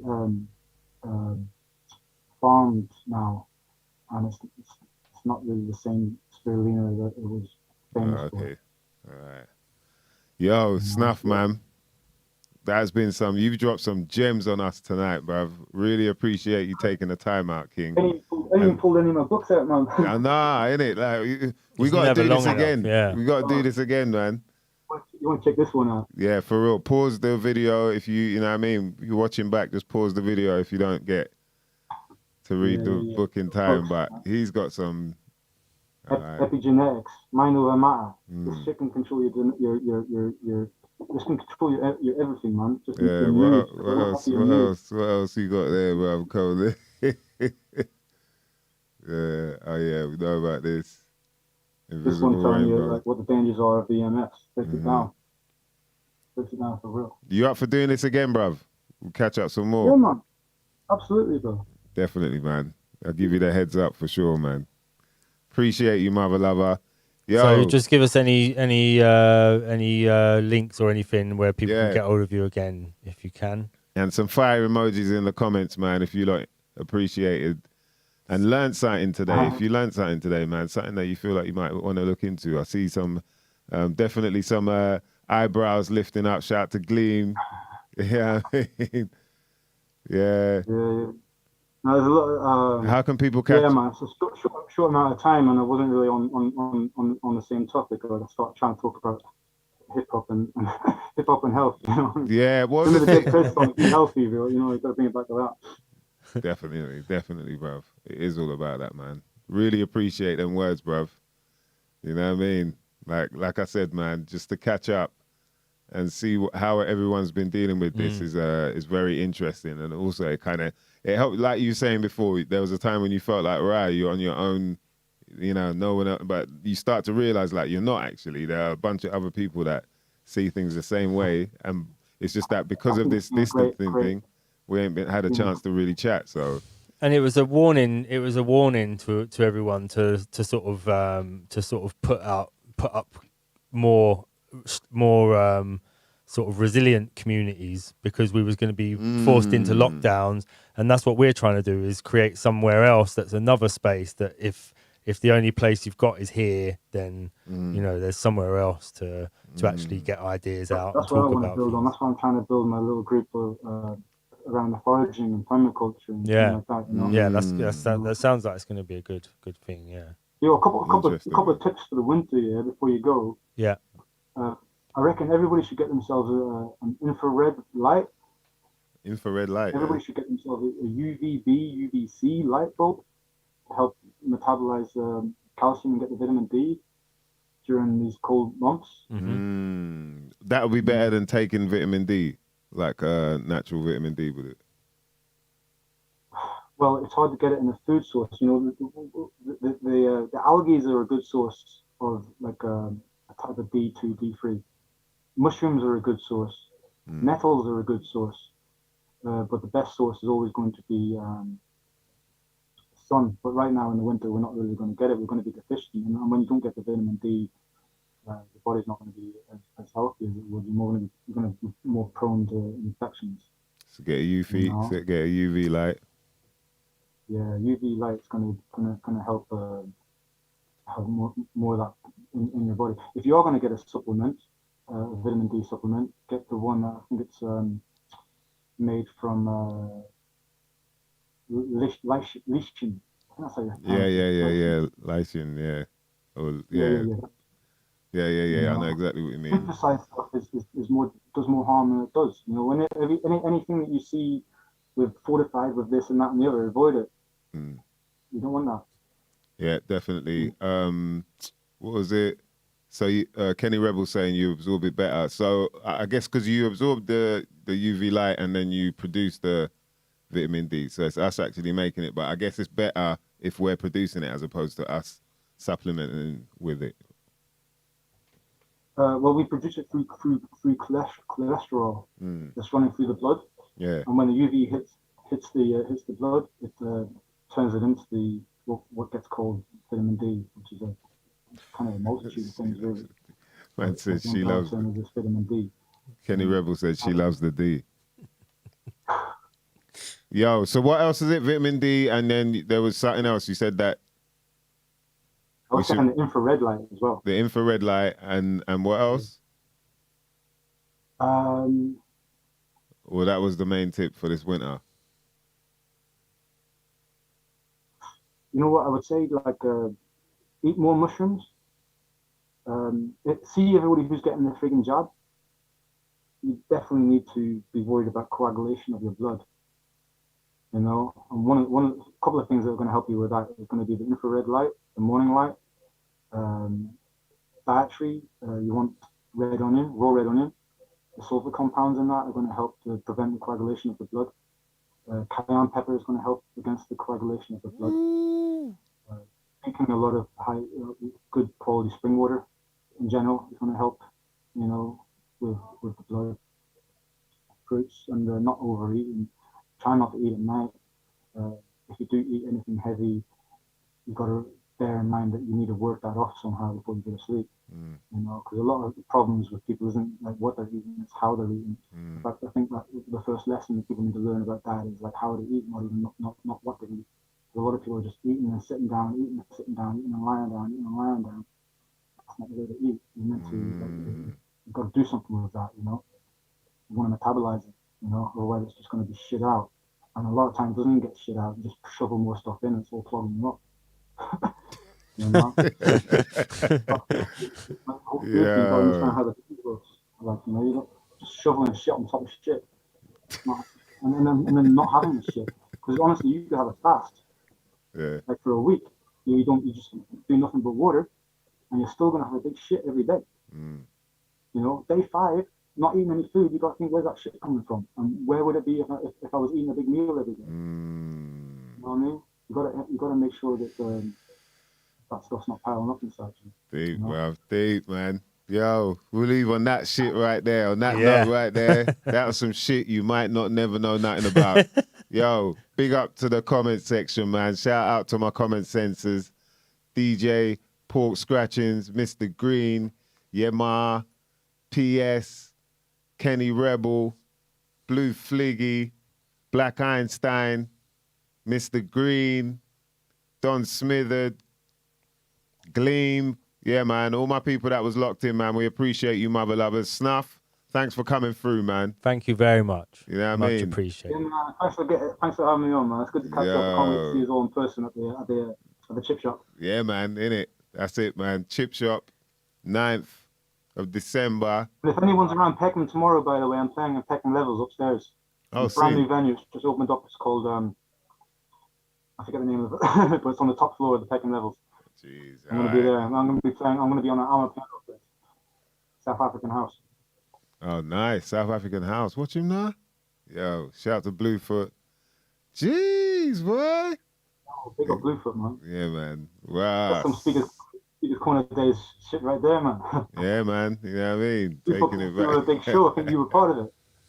It's the blues been everywhere, We're man. going to talk about end of the week, by the way. So big up end of the week, worldwide movement. Yeah. Yo. End of the bruv. You levels, man. End of the week, like, jeez. Zulu Nation. Snuff Well, has done distancing this. myself from that shit, bro. But yeah, Yeah. Well, anyway. I was there for a minute. But yeah, we definitely got to do this again, bruv, man. Appreciate you coming through, King. Yes, man. Yeah, man. Enough luck. Yo, shout out to all the crew that was locked in, man. Yo, that was DJ Snuff right there. Jeez. He went in. He went fully in, mother lovers. Fully in. You got that right there. Thanks for locking in, man. We appreciate everyone. As always, man. Hit that like button. Hit the subscribe. Hit the bell as well so that you can be notified about when we're going live. My name is MysDiggi. That's my host, co-host, Dan DNA. Yo, this has been some shit you might not never know nothing about. And we're out.